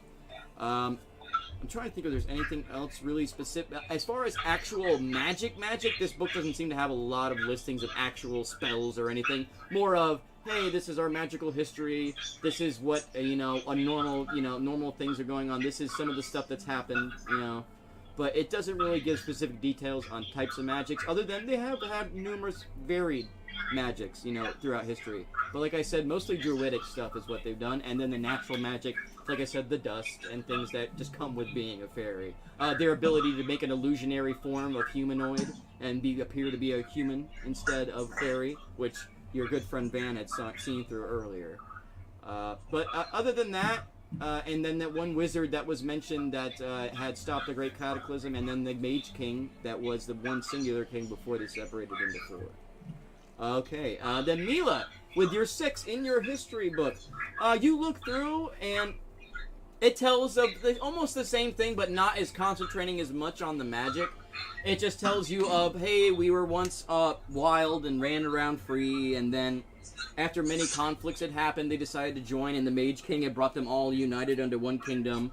It didn't really go far into the magic or anything other than he was a great and genuine ruler, but unfortunately didn't have any heirs, which sent them into decades of inner fighting and things until finally 4 dominions came up in kings and finally came to settle in peace. Like, you look, and it's about 100-year period after the Mage King where there was a lot of inner fighting. They would make alliances, they would break them, and then after that 100 period, it seemed they came to a point where they built this city at this main tree, at this large magical tree, where they then became the united 4 kingdoms of the fairy territories in the Feywild. And then it goes on, to say about the Forest Kingdom and their priority of taking care of the plants and the trees and the forest, the Beast King taking care of the beasts. Other than that, you don't really get too much out of it. It seems like it'd be a pretty generally bland, history, hey, this is where we came from, and this is where we are, and this is what happened once, But you don't gather too much else. No monsters? It does speak of, some fights and stuff. Oh, wait, I'm sorry. You were looking at the thing for monsters. I was thinking you were looking at a different book. It goes through that, but I'm sorry. It shouldn't even tell you any of that stuff. But as far as monsters go, you picking up the book for creatures, which I forgot, I'm sorry. But looking through, and it goes through various, fairy dragons and listing all types of different monsters and creatures that exist. You do find a section on hags. Though it seems to have a... not too descriptive, not too awfully descriptive, but let me look at this, because there's a little tidbit it would give you about the hags that's in the book, and let me find it real fast. And... Technically might be 2 green. You're real. We're not existing. All you see is fog. Yeah, and all you see on our side, John, is fog. Huh? Our video Our camera. is nothing but black. Really? On the stream, yeah. We don't exist. We are just fog. That's super weird. I can still see us on the regular camera too, but on the stream, it's just the background effects. Let me check it. I just happened to look down and notice. John looks cool.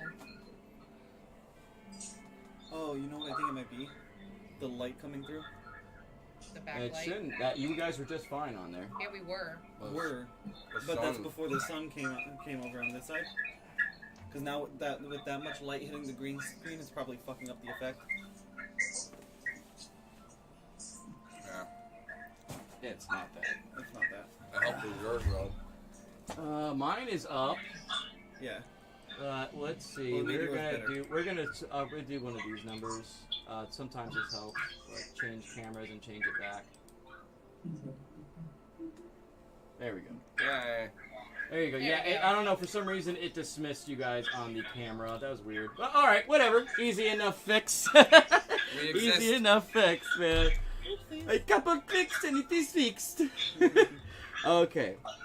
So yeah, I'm sorry. I was looking up the information for the hag for you because you would get this little tidbit. And let's see. You know what? I might have to just go ahead and go into my file and open it in Firefly. Oh, it smells good in here now. All right, hold on, everybody. Electric wax warmer because I got tired of those smelling like boot feet in here. The manual open I we. love John.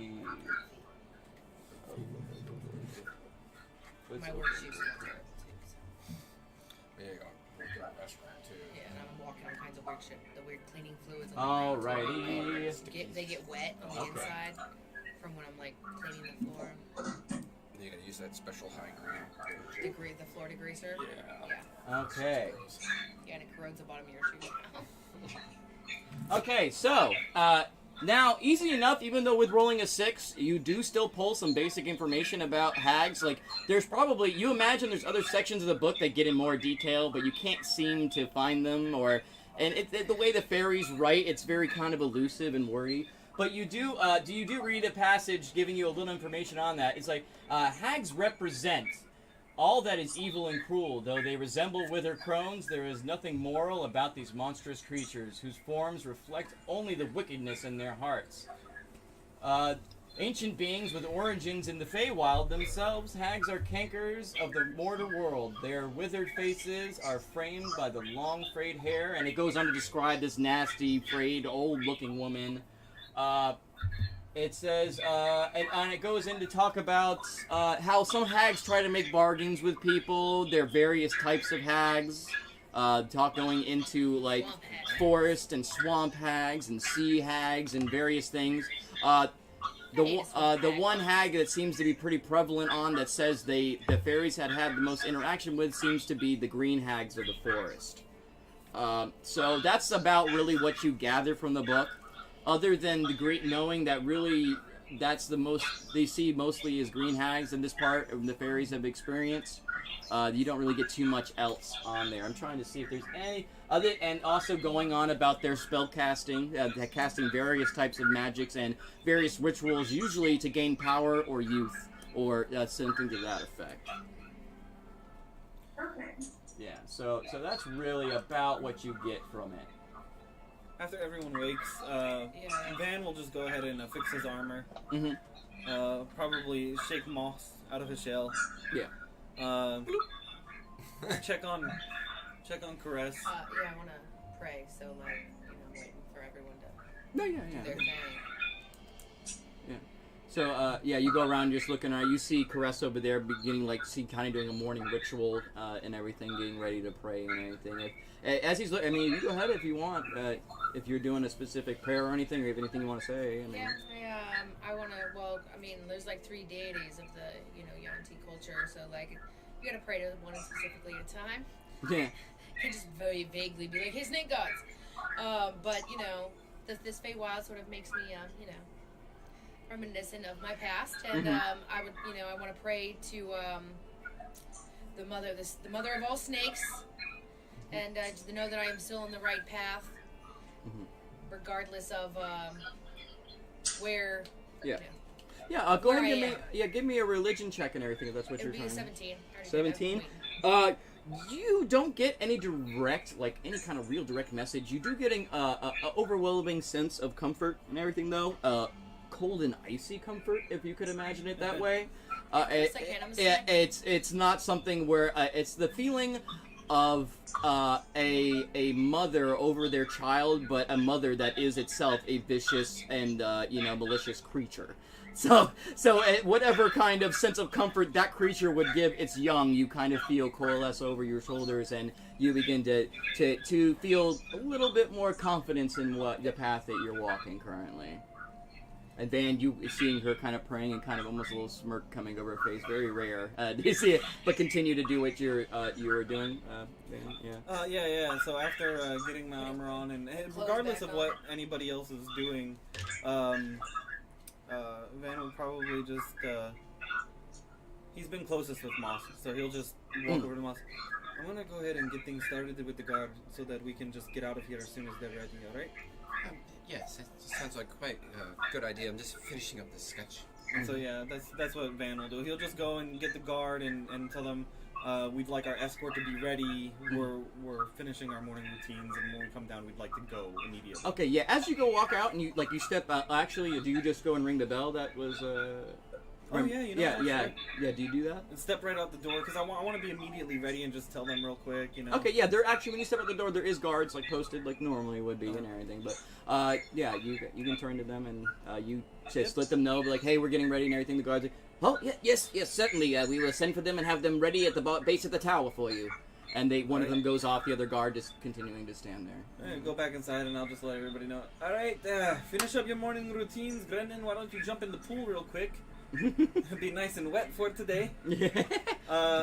Furry lady, be ready to sniff them out. Snaky snake, be snaky. Yeah, I was gonna say, I'm like, I want to ring this bell, I guess, because like I want someone to show me where the actual, where they prepare food. I have a weird request that I don't want brought up here. That's very interesting. You can do that when we come back. No, and I need breakfast. Our guard is going to be ready for us to bring us. Cool, it takes 5 minutes to eat a live chicken, brah.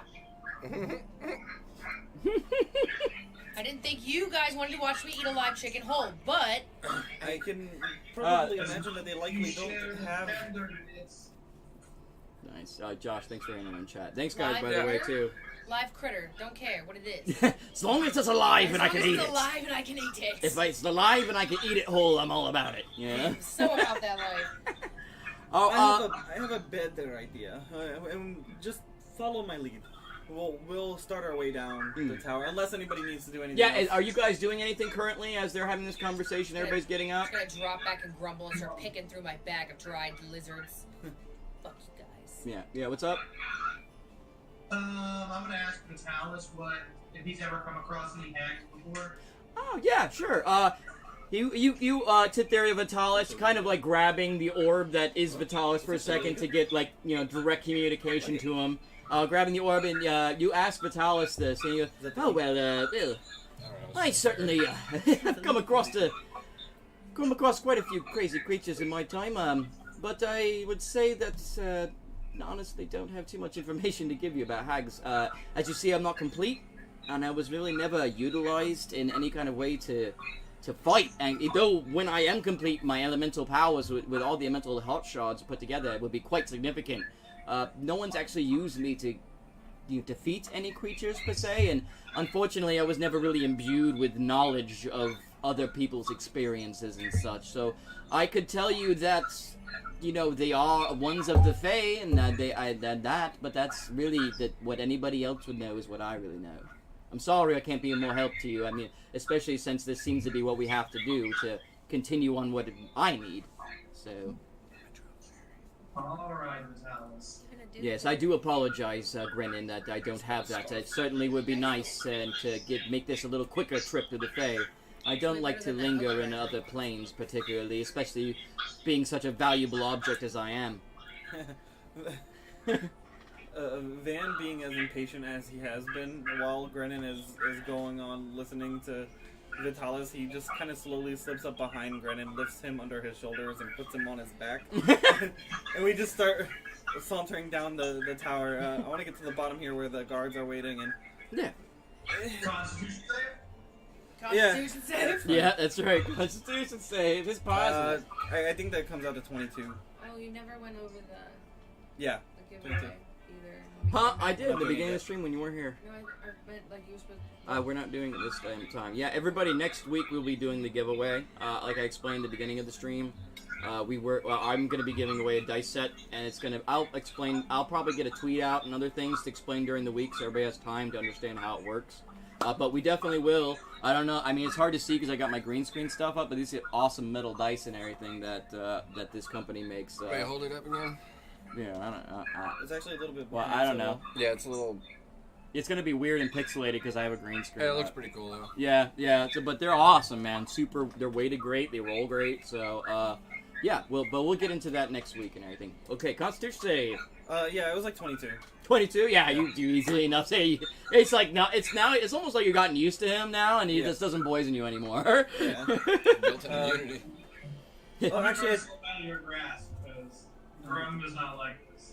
well, yeah. I mean, I'm sure after you're done focusing on the ancient artifact, it's speaking to you. But yeah, it was in that moment that you froze up. Van was like, "Okay, I don't want to wait anymore." And he grabs you, starts carrying you down the stairs. As you finish your conversation, you kind of slip off his shoulders and continue to walk with him downstairs to the guards. You guys come to the base of the stairs now, and you see, in fact, a guard sitting there, a couple other ones that seem to, kind of just getting up there, getting rested, and waiting for you. Like, hey, you're the group that we need to take. Okay, so of course I asked for you to be here for us already, but Yes, we are ready to go. always a hitch with this one. Well, she's Has got. Did you even yeah. walk down there? No, she came with us. Oh, yeah, they asked I was about. rumbling behind and eating Yeah, smoked yeah. lizards. Okay. Yeah, but he goes, this one always has a hitch though. Livestock? Well, yes, we do have some livestock. Something about this size, maybe bear the life? We could certainly have some, and you see the servant that actually was the original guard that was there with the servant, and the servant next to the guard goes, "Oh well, I could have procured that for you before you left the room, but yes, I certainly." And it's right here towards the base of the tower. We have some stock and everything. I can go get something. Would you like it cooked or? No, just take her with you, and you may want to turn your eyes away. Oh. He's starting to get like, you see his real nervous look on his face, like, what am I getting into? A huge smile across my face, like, I want to eat it alive. I see. Well, being guests of the king, I suppose we must accommodate you this way.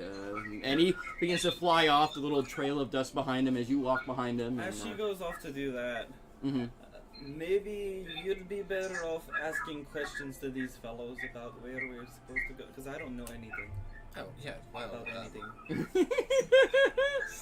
from what I gather, how far rather is where you sighted this hag? Oh well, it's not too awful far. It's merely a few hours travel outside of the city. As you can see, we do wander, and we wander all over the lands, but it seems that the abductions were centered very closer to our main central hub, where I imagine they thought they would be able to get a hold of various tribes of the fairies, is what we've determined. But yes, a few hours outside of town. You can fly. Do you have any way for us to travel as Well, a fast? few hours flying is what I meant. You all don't fly. I can't fly innately. Oh well, we can certainly take care of that. Hold on, hey, go to the stores and grab some of the dust in the stores. And the other soldiers are going, yes, right away. The one that went and got them, yeah. Oh. He goes walking off. He'll go and grab us some, we'll make use of our innate flying abilities and the dust that we give off, and we'll take flight there. Are you saying we get to fly? Well, yes, We of get to course. fly! Yeah. Then you see the ferry spin off real quick as well before we get going out there. Any other questions that you have? I mean, I'll show you what I saw them and point you in the direction, but unfortunately, I don't think I'll be much help other than that, getting you there and pointing you where I That's saw. all we need. Okay, Yes. very well. Well, I guess we begin to make our way to the edge of the town, and God will catch up with us and bring us the supplies we need. He begins to lead you guys back towards the door where the same area that you had came into the town, walking back to it. And as you notice, as you go to the edge of the city, it seems to be a reflective dome that is opaque to a point to where you can kind of see outside, but it seems to kind of shimmer. So you can definitely tell that this whole city is hidden with arcanic enchantments to keep them just hidden away from any other possibly, dangerous fey creatures and such. They have large walls, even for small fairies. The walls seem to go up pretty high. But you come to the gate and everything. The guard comes over and pulls a latch on the side, and it opens the stone doors and walls. And this time, as they're walking to the gate, we're going to get to Caress here. Is anybody else doing anything at the time that you're all being led up to the gate or anything? Anybody? My nails. Okay. You painting your nails? Yeah. Alright. Yeah, you're painting your nails and everything as you're working your way through town. Yeah. As we do make our way through town, I assume, like most cities and hubs, there's a mercantile district. Yeah. You guys are walking through that part. Yeah. Okay, as you're going to the front so gate. As we're going through, I'll tap the fairy on his little head very, very lightly, like. Yeah. He kind of goes. Oh yeah. Yes. One small request. Do you guys have a smith that creates humanoid-sized weapons?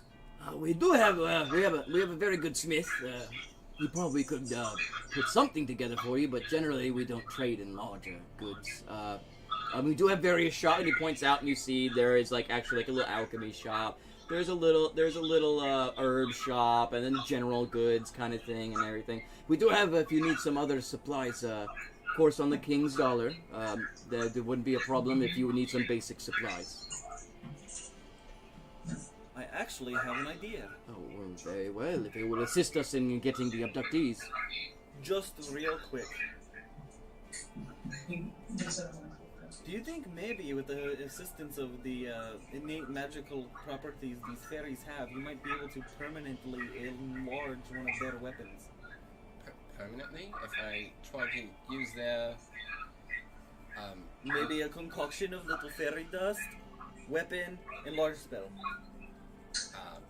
Maybe it certainly could be possible, but I might need. I'm not really too familiar with how it would work. Yeah, probably too much. Never mind. Let's go. We can ask the arcanic advisor when we are rewarded with, and then maybe then. The soldier turns to you like, well, I would imagine if anybody knows how to do such a thing and enlarge our weapons and permanently, I would say it would be him.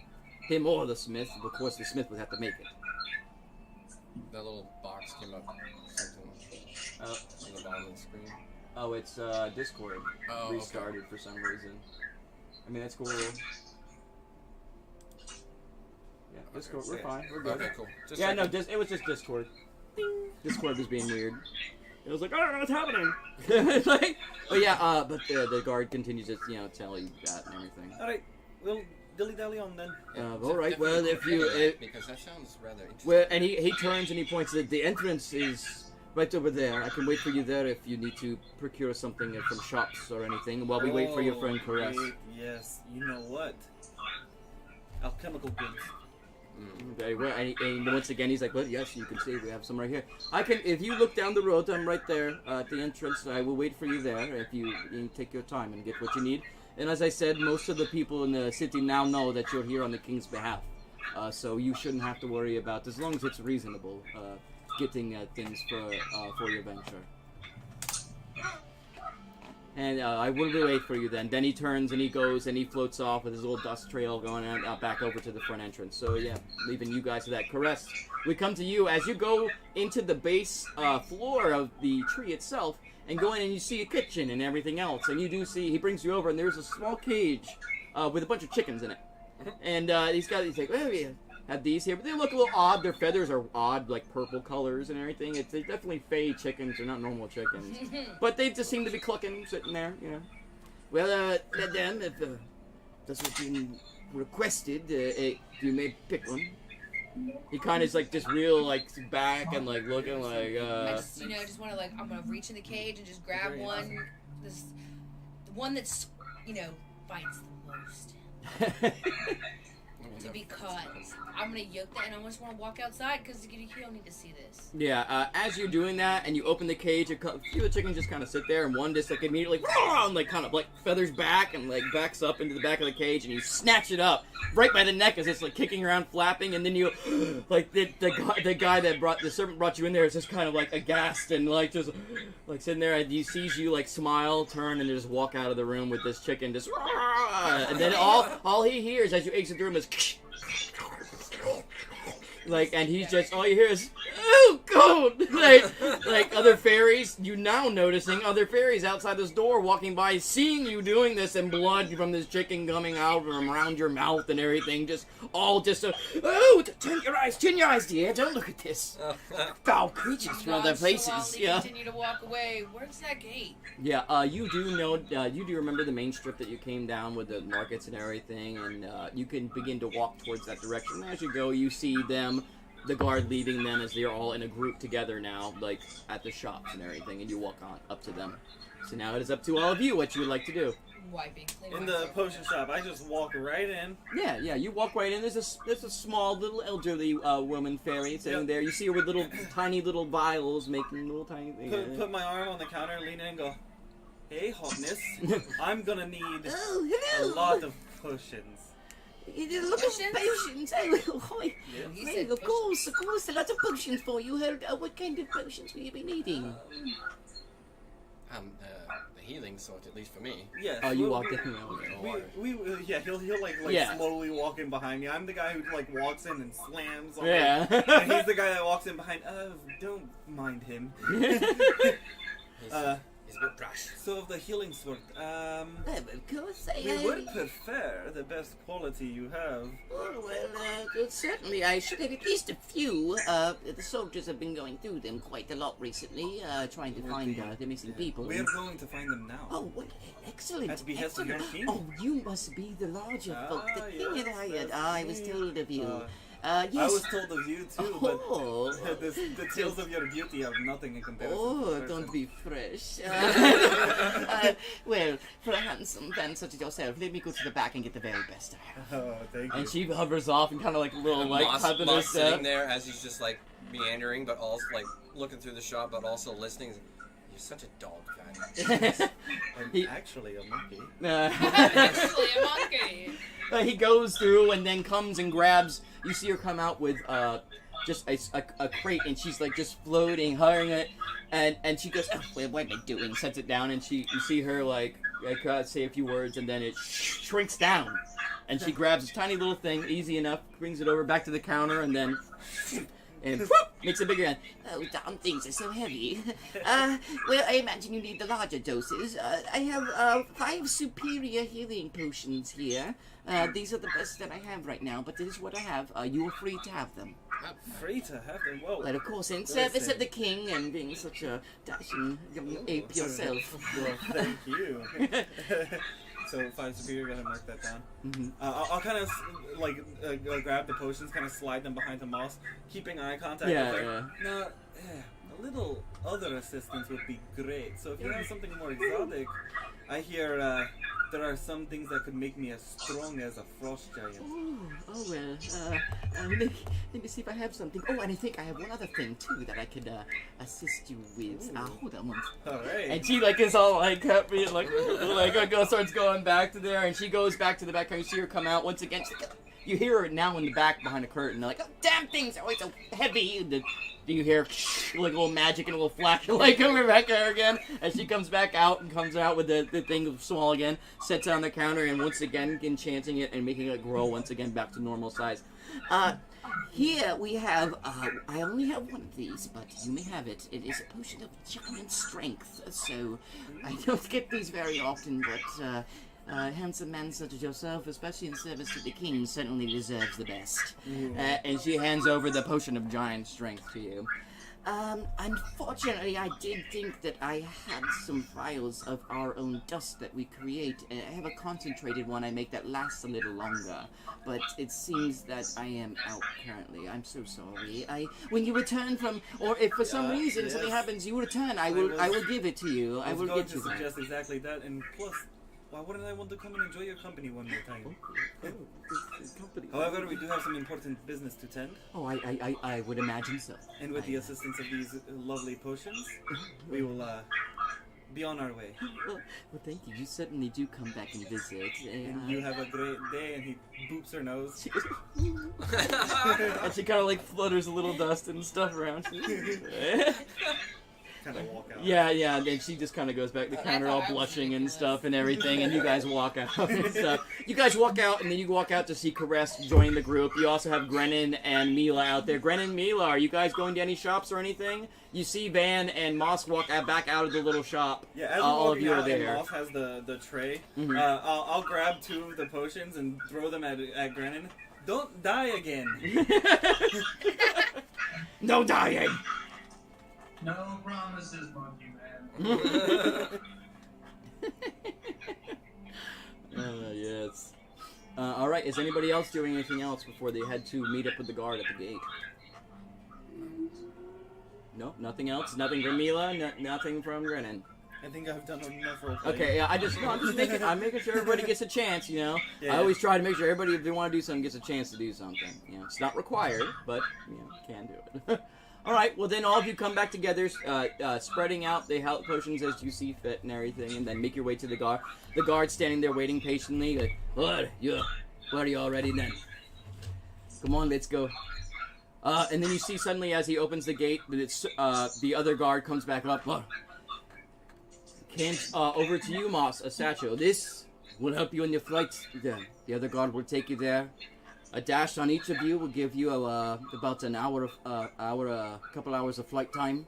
This is a little concentrated mix, but it's really only enough for the trip there and maybe the trip back. So he hands it to you. So I would say that you have 10 counts of it in this sack, enough for 10 times to use it. And it will give you a flight time of 2 hours, which is basically going to be enough to get to the point where you need to go and come back. And as the guard hands it over to you, now remember, I'm sure the king would be more than happy to reward you with some of this if you wish to carry it with you after you've completed your task. That would be quite amazing. I'll leave you to him to guide you. And then the other guard kind of salutes and bows and walks away. The other fair guard comes like, well, if you're ready to go, let's get out of here. Alright, Moss opens the little satchel. Oh, yeah. Wait, I'm only waiting for Opens- She's there. Oh, what'd you say, Mila? Never mind. No, okay. There's no wrong answers. By the way, potion distribution, we're going to go ahead and give 2 of them to Grennan since he likes to run in places and die. 1 to Caress, 1 to Moss, and 1 to Mila. Mm-hmm. Alright, you're gonna go ahead and just grin and bear it, huh? Yeah, yep, I got my lay on hands, I'll be alright. Oh yeah, that's true. Alright, well, if... those are superior potions. That is 3d4 plus 4, I believe. No, I think it is actually like Is it 4 or 8d4. Is it 8? Superior? Yeah, superior I think is the highest. Okay, so yeah, it's got to be real. I know it's high. I'll check it. I can't. Yeah, just look it up and then we'll know.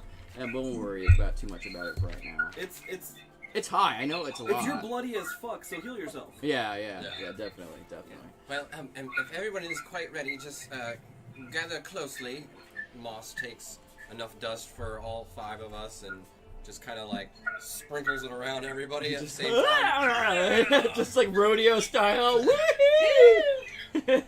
As he sprinkles all this dust, all of you suddenly feel like your weight lifted and getting lighter and lighter as you all just begin to start hovering up, like slowly just lifting up, and then just for a second kind of bobbling around and stuff. Everybody give me a dexterity check. Oh, I'm so excited for this. We're just gonna see how well you manage to get your flying legs. Well, in true Moss fashion, I got an 8. An 8? Okay. Alright, let's see what everybody else... What'd you get? I got a 10, okay. An 18. 13. 18, 13. What we got for you, Van? It totally fits in. It's fine. I wanna say This is probably my first 16? Let me Okay. make sure. 16. Alright, Yeah, 16.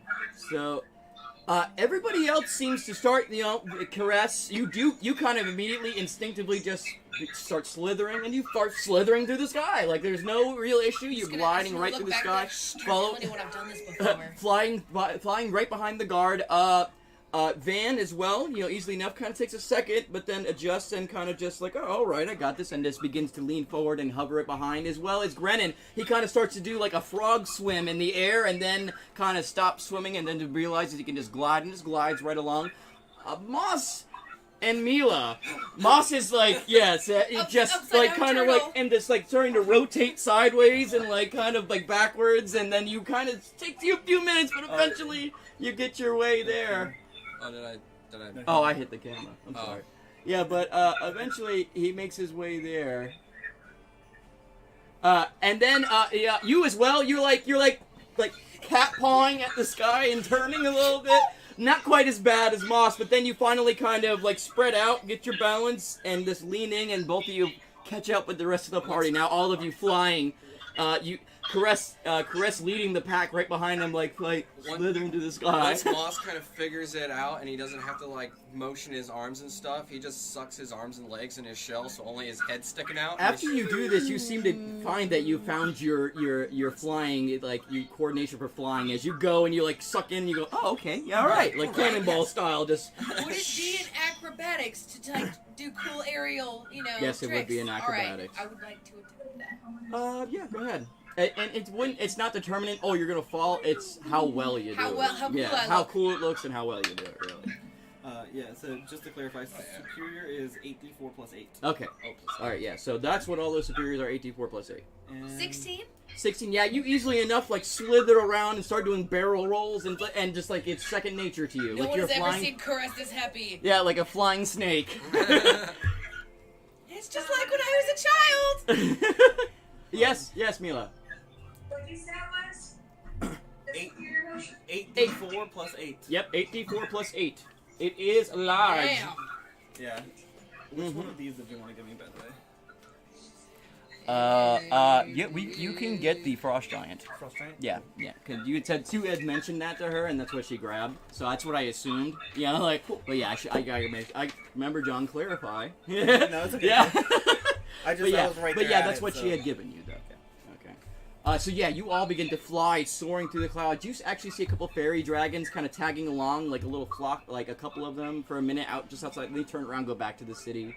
You're hovering through these magenta-colored skies and the silvery sun beaming light across all of you, and little pockets of vapor going. You're flying through, and all of them seeming to have a sweet smell. But as you get farther and farther from the city, the sweet smell begins to fade. The silvery light begins to beam a little bit more dull. It seems that this center city is much of the beacon of magic and wild magic that seems to be the source of this majestic kind of nature. And as you continue to fly away, you go farther and farther, and you begin to see a little forest and forest line. You see in the distance, farther into the forest, much farther. Actually, give me perception checks before I say this. Let me get perception checks from anybody that's trying to keep a good eye out. That one. You see nothing. You're too enthralled by the idea of flying and just spinning around. You're just all about it. You're not even paying attention to where you're going half the time. Nope. 11? As long as I'm with these 13? dudes, I don't care. Fuck it. 14. 14? Mila, what you looking to, Mila? Well, Alright, so everybody, you see off in the distance, the edge of the forest, so you can't quite out. The only one, Grennan, you are the only one but in the far distance, you make out a small little patch. What are you looking at? The screen just changed. Oh, yeah, it's whatever, dude. But you see a small little clearing way farther that it seems to be bare of trees, or maybe the trees are shorter, you can't tell though. But it seems to be far in the distance, there seems to be a patch of woods that looks a little different. And it's not large, it seems to be like a little area, and it seems either the trees kind of dip and get shorter there, or you're not sure. But you come to the edge of the forest now. The fairy guides you down towards the ground. All of you begin to float down, and then all of a sudden, as you guys are coming to the ground, you feel yourselves beginning heavier again, and when you hit the ground, you boom, and then as soon as you touch the ground, the dust just wears off, just barely enough time to get you to where you need to go, and now you feel your full weight once again. I'm going to do an acrobatics to try to flip to the ground. Yeah, go ahead, go right ahead. I want to do a flourish. 15? Yeah, 15. You easily enough with your dexterity and acrobatics. As you feel the weight, you feel your weight coming back to you. You throw your arms over the top of your head and actually throw yourself into like almost a weightless spin, and then your weight comes back and boom, drops you right to the ground.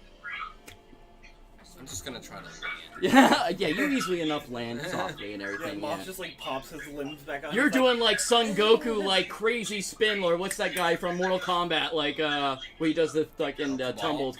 Not Cabal. Man, what is his name? I can't remember his name.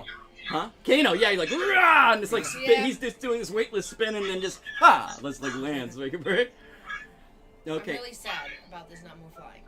So like, I'm just gonna like land. You all all of you coming to the ground.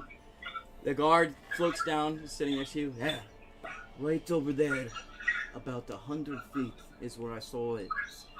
Ugly face, green, ugly face with tattered hair and clothes, and I saw the guard in his hand. Ugly face. But I saw the guard in his. I'm very pretty for a snack. One of my god brothers was Prettiest in snack her in my arm, village. and then the other she was grasping at and grabbing by the arm, and when she saw me get notice of her, literally pulled his arm off of his torso and then just disappearing. Well, I mean, we're not large, so I don't imagine that's hard for anybody with enough strength, but... Well, let's see. No, I'm just kidding. The guard kind of looks like, I'd rather not lose my arm, Abe man. No, Thank I you. agree, because it'd be too easy. Anyway, so... Yeah. I needed that amusement. That was funny. But right there, about 100 feet is where I saw, and I saw her go straight deeper into the woods. And I tried to follow, but I could not. And I was by myself. Me and my other partner were the only two in this area, and we weren't going to risk getting ripped apart as well. Would I be able to wild shape into the fairy? The fairy is not technically. It's a race, so you can't really wild shape into another race. And that's like really the rules. That's not even me, because you would think, oh, fair, but because it's technically not like an animal or a creature, you're not going to be able to shapeshift into it.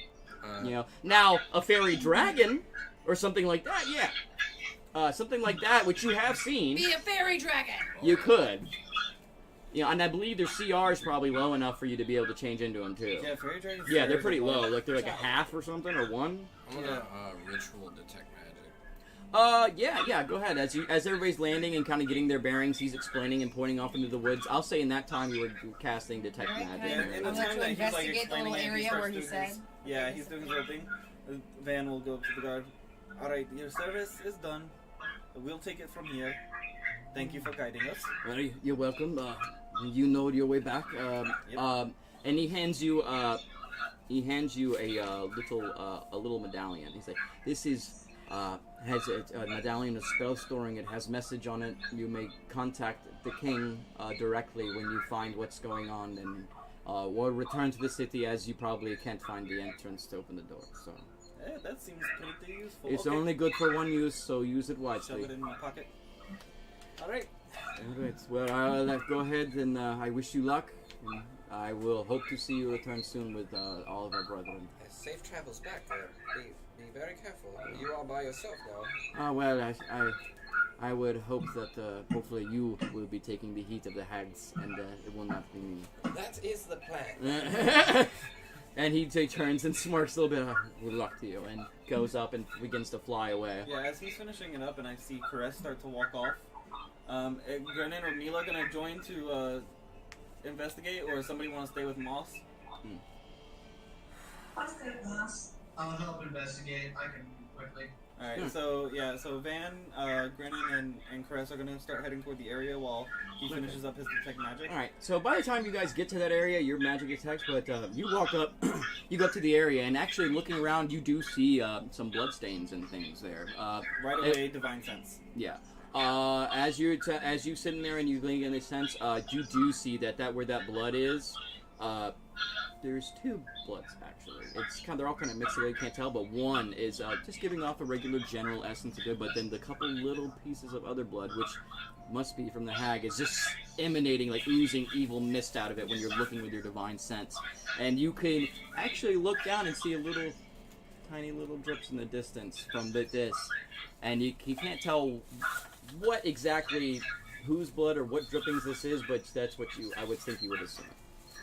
And without going any further or doing anything else, real quick, The only thing Van has is common sense on his side, so he's not going to try to investigate or glean anything else from this, but he is going to take out his Gem of Seeing real quick, which I actually have to roll to see how many charges it gets back. Oh, yeah, go ahead. Go ahead and give me the rolls. I did an investigation check, so...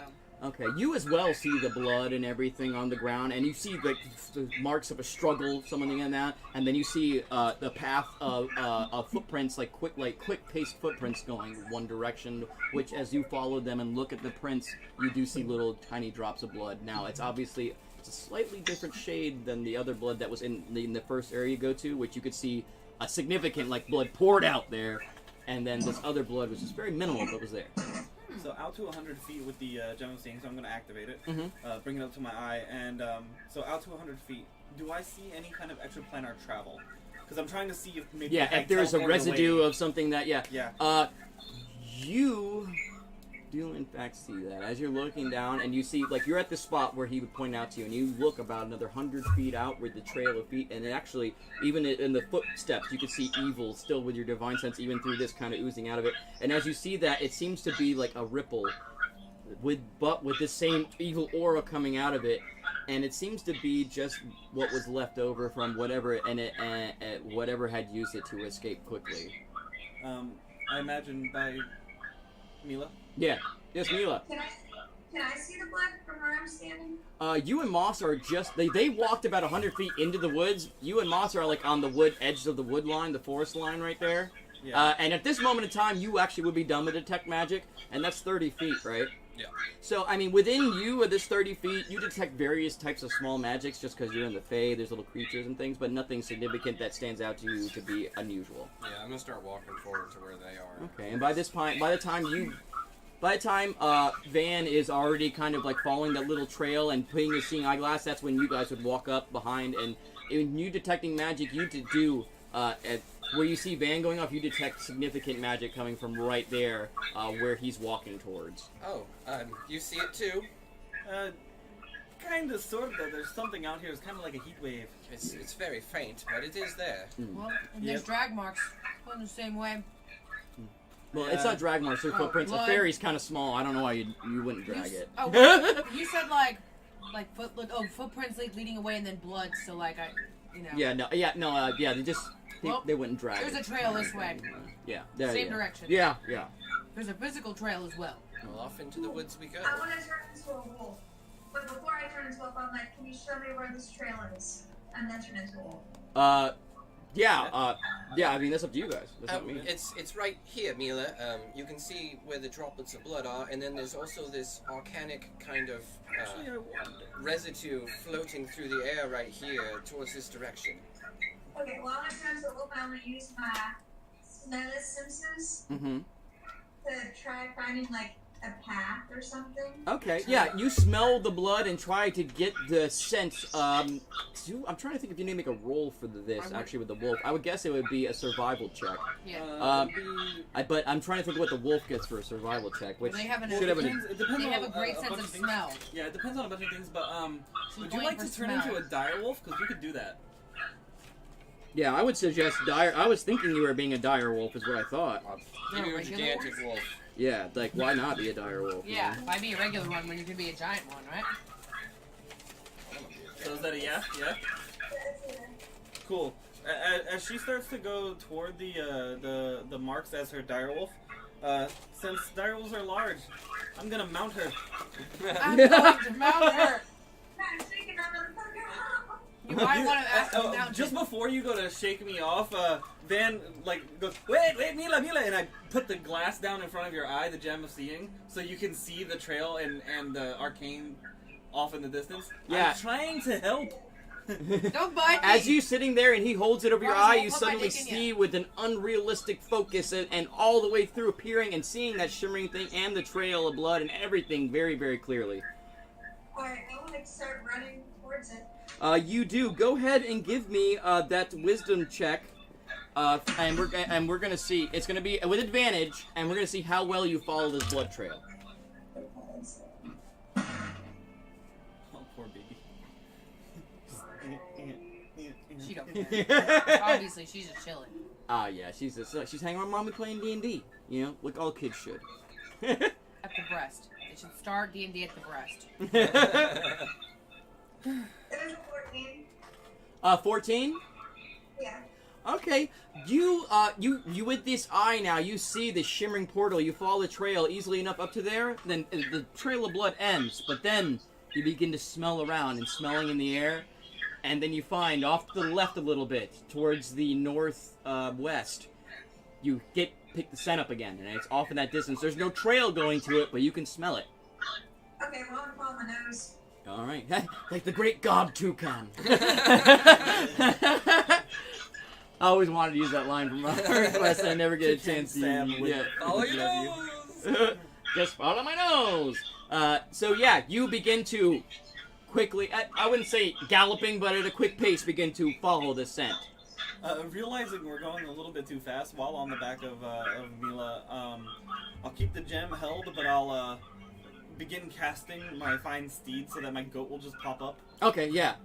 And then as he once it does, I'll be like, go get Moss. He's too slow. He's too slow. Come on, he's too slow. Moss is definitely slow, and bringing up the rear, like, he's got Fidget running like patrol around him since he's slow and kind of dangling back He's a afraid bit. he's not gonna like keep up in case he loses everyone. I'm lost. Fidget, just I'm a please lost keep track of turtle. them so I don't get lost out here. And then all of a sudden, goat comes up behind you.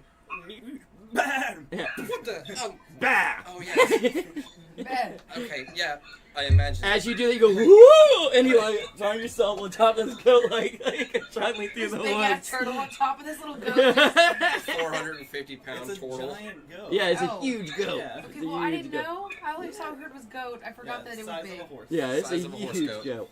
Cool. All right, you That's a guys big-ass continuing goat. to follow this trail. Now you on the goat, galloping behind. How are you making? How Grennan? I'm What running. are Grennan and Caress? Are you just running behind, or what? How are you guys keeping up? Yeah, I'm fast. Are I'm there fine. trees nearby? Yes, there you are in a forested region. There's trees everywhere. I'm gonna be leaping from tree to tree above everyone. Okay, yeah. Do you want to give me an acrobatics check? You jumping tree to tree kind of deal? I would like to, I mean, I want to, like, run behind, but, like, I don't want to be just, like, crashing through the forest. Like, I want to Alright. be a stealthy run? A stealthy run. It will be a That would stealth be a check with check. disadvantage if you are running. Okay, Yeah. fine, whatever. We'll Either that or see you what have to happens. use either that or you have to go at a cautious pace, in which place you would just fall behind us. Yeah. Very No. fast. Nobody. I mean, you can. Nobody else is really being cautious, but I don't blame you. I mean, you know. All right. So, Grannon, what's your check for acrobatics? You can also 22. snack and 20. You jump easily on enough, Granny. man. Hop right to the top of the trees and begin to hop back and Aren't you forth oblivious to from poison? limb to limb, So what if- following now a goat with a giant turtle on it, and Mila in wolf form carrying Van on her back, just running through the woods, following this trail, snaking in and out of trees I and love such. how many metas we break, by the way. I could have gotten a horse. Yeah. Nah, goat. Goat. Okay. Why not? You know. Well, Monkey on wolf. Yeah. On goat. Yeah. What's going on here? Yeah. Oh, and snake on toad, apparently. Are you turning into Wow. snake No, form? no, again? she's No, you're not going to? stealthing. Yeah, she's stealthing and just keeping up at a fast pace behind you guys. Well, my lowest was an 8, but I Okay, don't have so- stealth on my thing. So 8 plus your dex. 11? So not bad for disadvantage 11.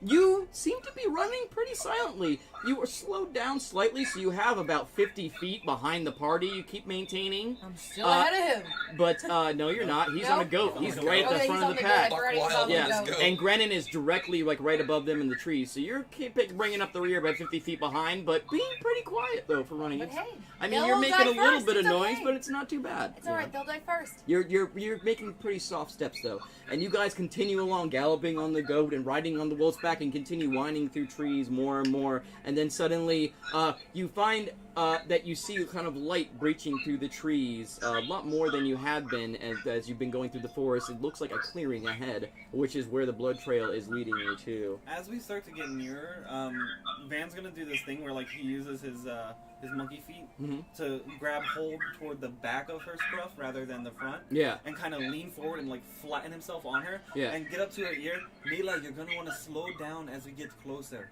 Yeah.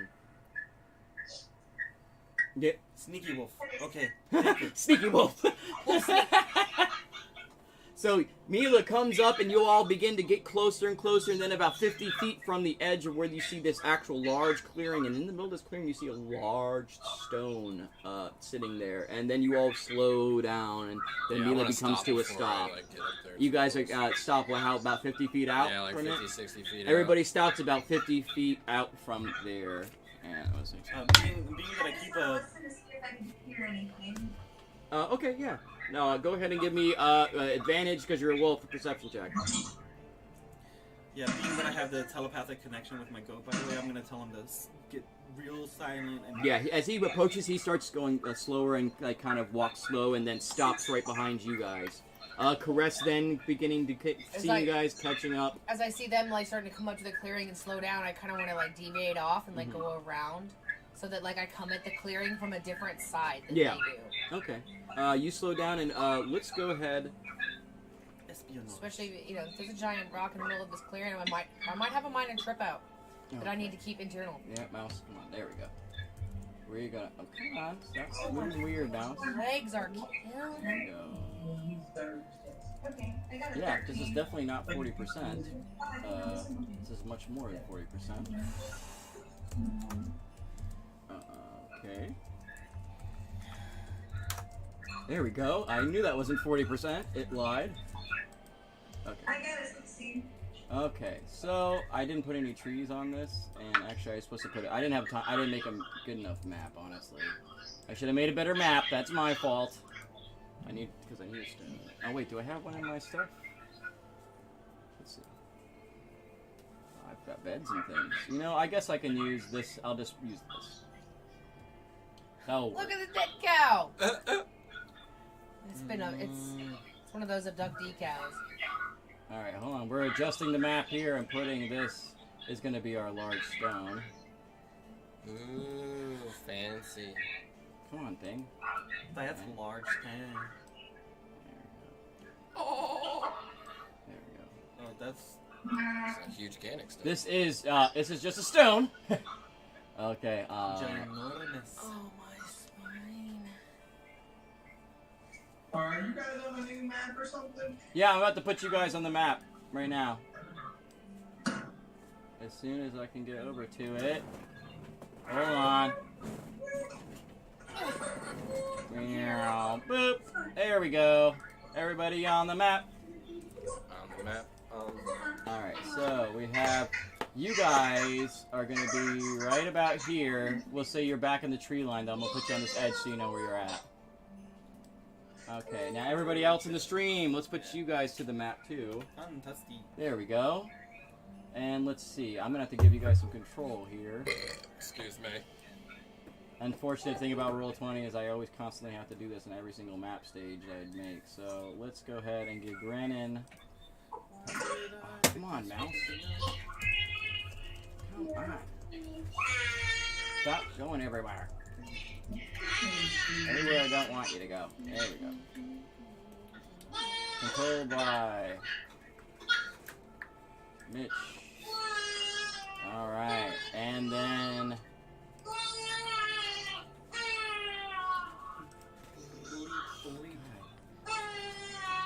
Yeah, objects, Roll20. There you go. Sometimes Roll20, dude, I'm just like... I wish you guys would move closer so we can play in person and I could use minis and stuff again. Alright, so Grannon, you got control, let me get control to you guys of them in case... I'll probably be most likely moving you guys because that mouse's batteries are dying. We're close to the end of the session anyway, right? Yeah. So it doesn't matter too much if...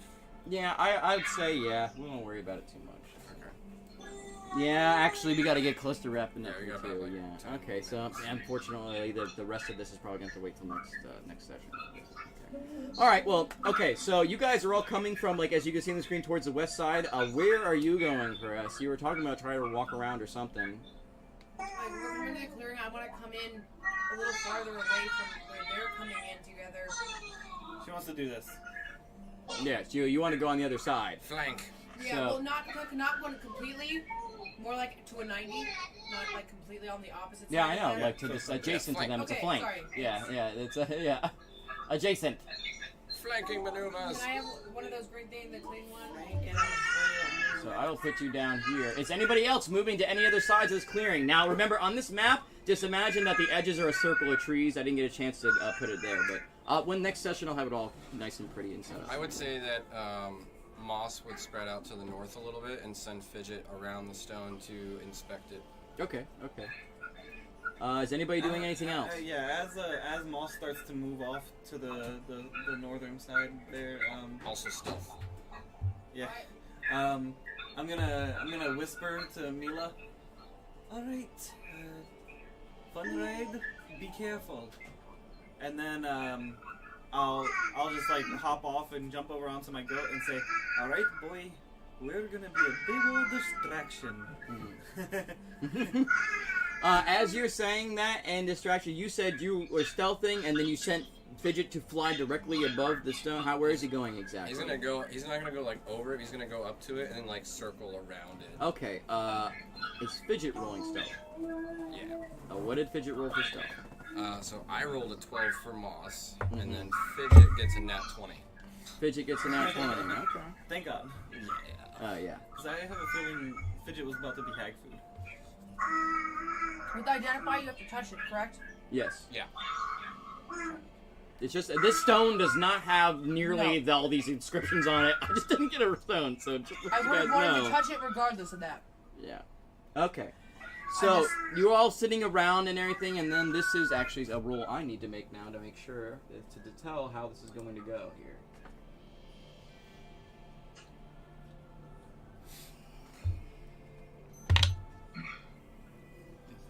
All right. Is anybody else stealth? Is everybody stealthing now? Mm-hmm.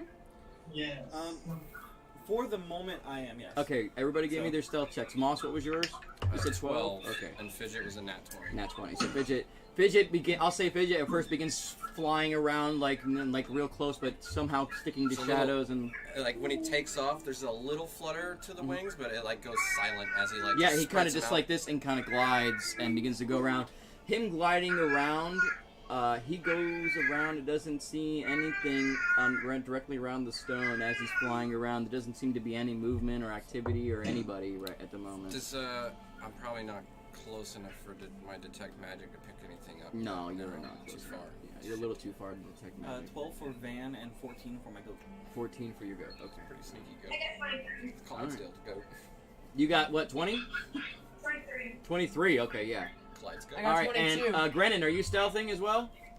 Yes. What did you get for your stealth? 21. 21. Okay. Thanks. All right. As you all are sitting around, you're with your goat, and Moss is sending off the bird and everything. She going around, and what you had? What for stealth? 22. Okay. You all are sitting there, and then Fidget continues to fly around and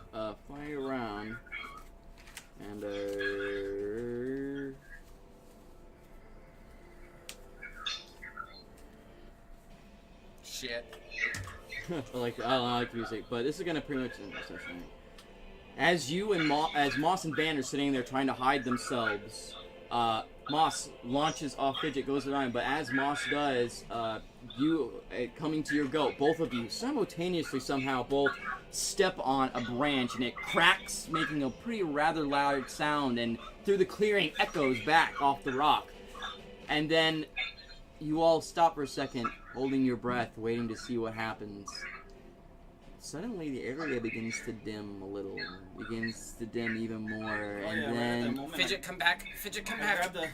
grab the goat's floppy ear and I go, time for the distraction! And jump on the back. and as you jump on the back, all of a sudden you all hear an echoing voice. Well, it seems we have more to add to our sacrifices, ha! And then numerous voices begin to cackle all around you, echoing throughout the woods. Everything begins to grow darker and darker and darker. Suddenly, orbs of darkness open on multiple sides of this orb, and now no one can see anything. Fidget is blinded in darkness, flying around this Fidget, orb. follow my voice. Follow my voice. And- Come back. Come back. Come back. Come back. Come back. That is where we're going to end today's session. Yeah. No. I will have the last word. Fidget. Meta question: how far did I don't have the things written? How far does dispel magic go out? 30 feet. 30 feet. Dispel magic? Dispel magic. Dispel And magic? Actually- No, I thought you said detect magic. Spell No, magic. yeah, Dispel. dispel magic. It's an area. I'm not Yeah. sure exactly. Yeah. Yeah, I know it encompasses an area or something I touch or. So we have you all next session starting off with patches of Smash the darkness ground. all around this orb and echoing cackles from this apparent coven. Oh man. Ooh. Nice. I like a good coven. You I guys really might wish have we had a more. ranger with us. Ranger, yeah. Yeah. Yeah. I think they're one of the few people who have access to silence. I think maybe sorcerers and maybe wizards too. Yeah. Yeah, my That's how I shut down my poor DM. He put together this huge thing where we were about to get fucked by a Merid. Yeah. And I was just like, we don't have to fight with magic. Fuck that. Silence! Silence the Marids. They fight only with magic. You can't say anything, yeah. You're limited so much by spells when you can't Yep. fucking do the vocal. So we just beat their ass because we're badasses. And Yeah. Bards have a Nice. huge disadvantage on anything that doesn't have Nice. ears. Well, all right, guys. Thank you all for stopping in the stream, and you guys that lurked for us. And I really appreciate it. Anybody that popped in from that Discord, that's awesome. We You love guys you. are great. Stop in next time, where the next session's going to be right off the bat, fighting this big old fight around this rock. Mayhem, Action! murder. But in the meantime, I'm going to throw the credits up and everything. Take a look. There's some artists that supplied the music and everything, the royalty-free stuff I've gotten. So if you like it, check it out and everything. And please, like, subscribe, follow our YouTube, our Twitter. Come in here on Twitch. We appreciate any support we can get, guys. And I will continue to keep improving and buying things that I need to make the stream better and better. But your support is really what's going to make that possible, especially if we can get affiliate and actually get a little bit of income to help me start buying things to make the stream better. And of course, maybe I'll get on later, or Blue will get on later, and we'll go ahead and get some Apex Legends or Anthem playing too, and Been try to do playing that the through Anthem. the week. Yeah. Yeah, Joey, Been gotta liking try. it, so. Yeah, nice. Yeah. We've been trying to play some Anthem and stuff too. Well, you've been playing a little more than me. Yeah, think. I got up to level 8 on Anthem now, so Oh, I nice. might stream a little bit of that later. So Yeah, sweet. Yeah, that'd be awesome. So yeah, tune in, guys, for that. But as always, stay awesome and stay sexy. We'll catch you next Sunday. Woohoo!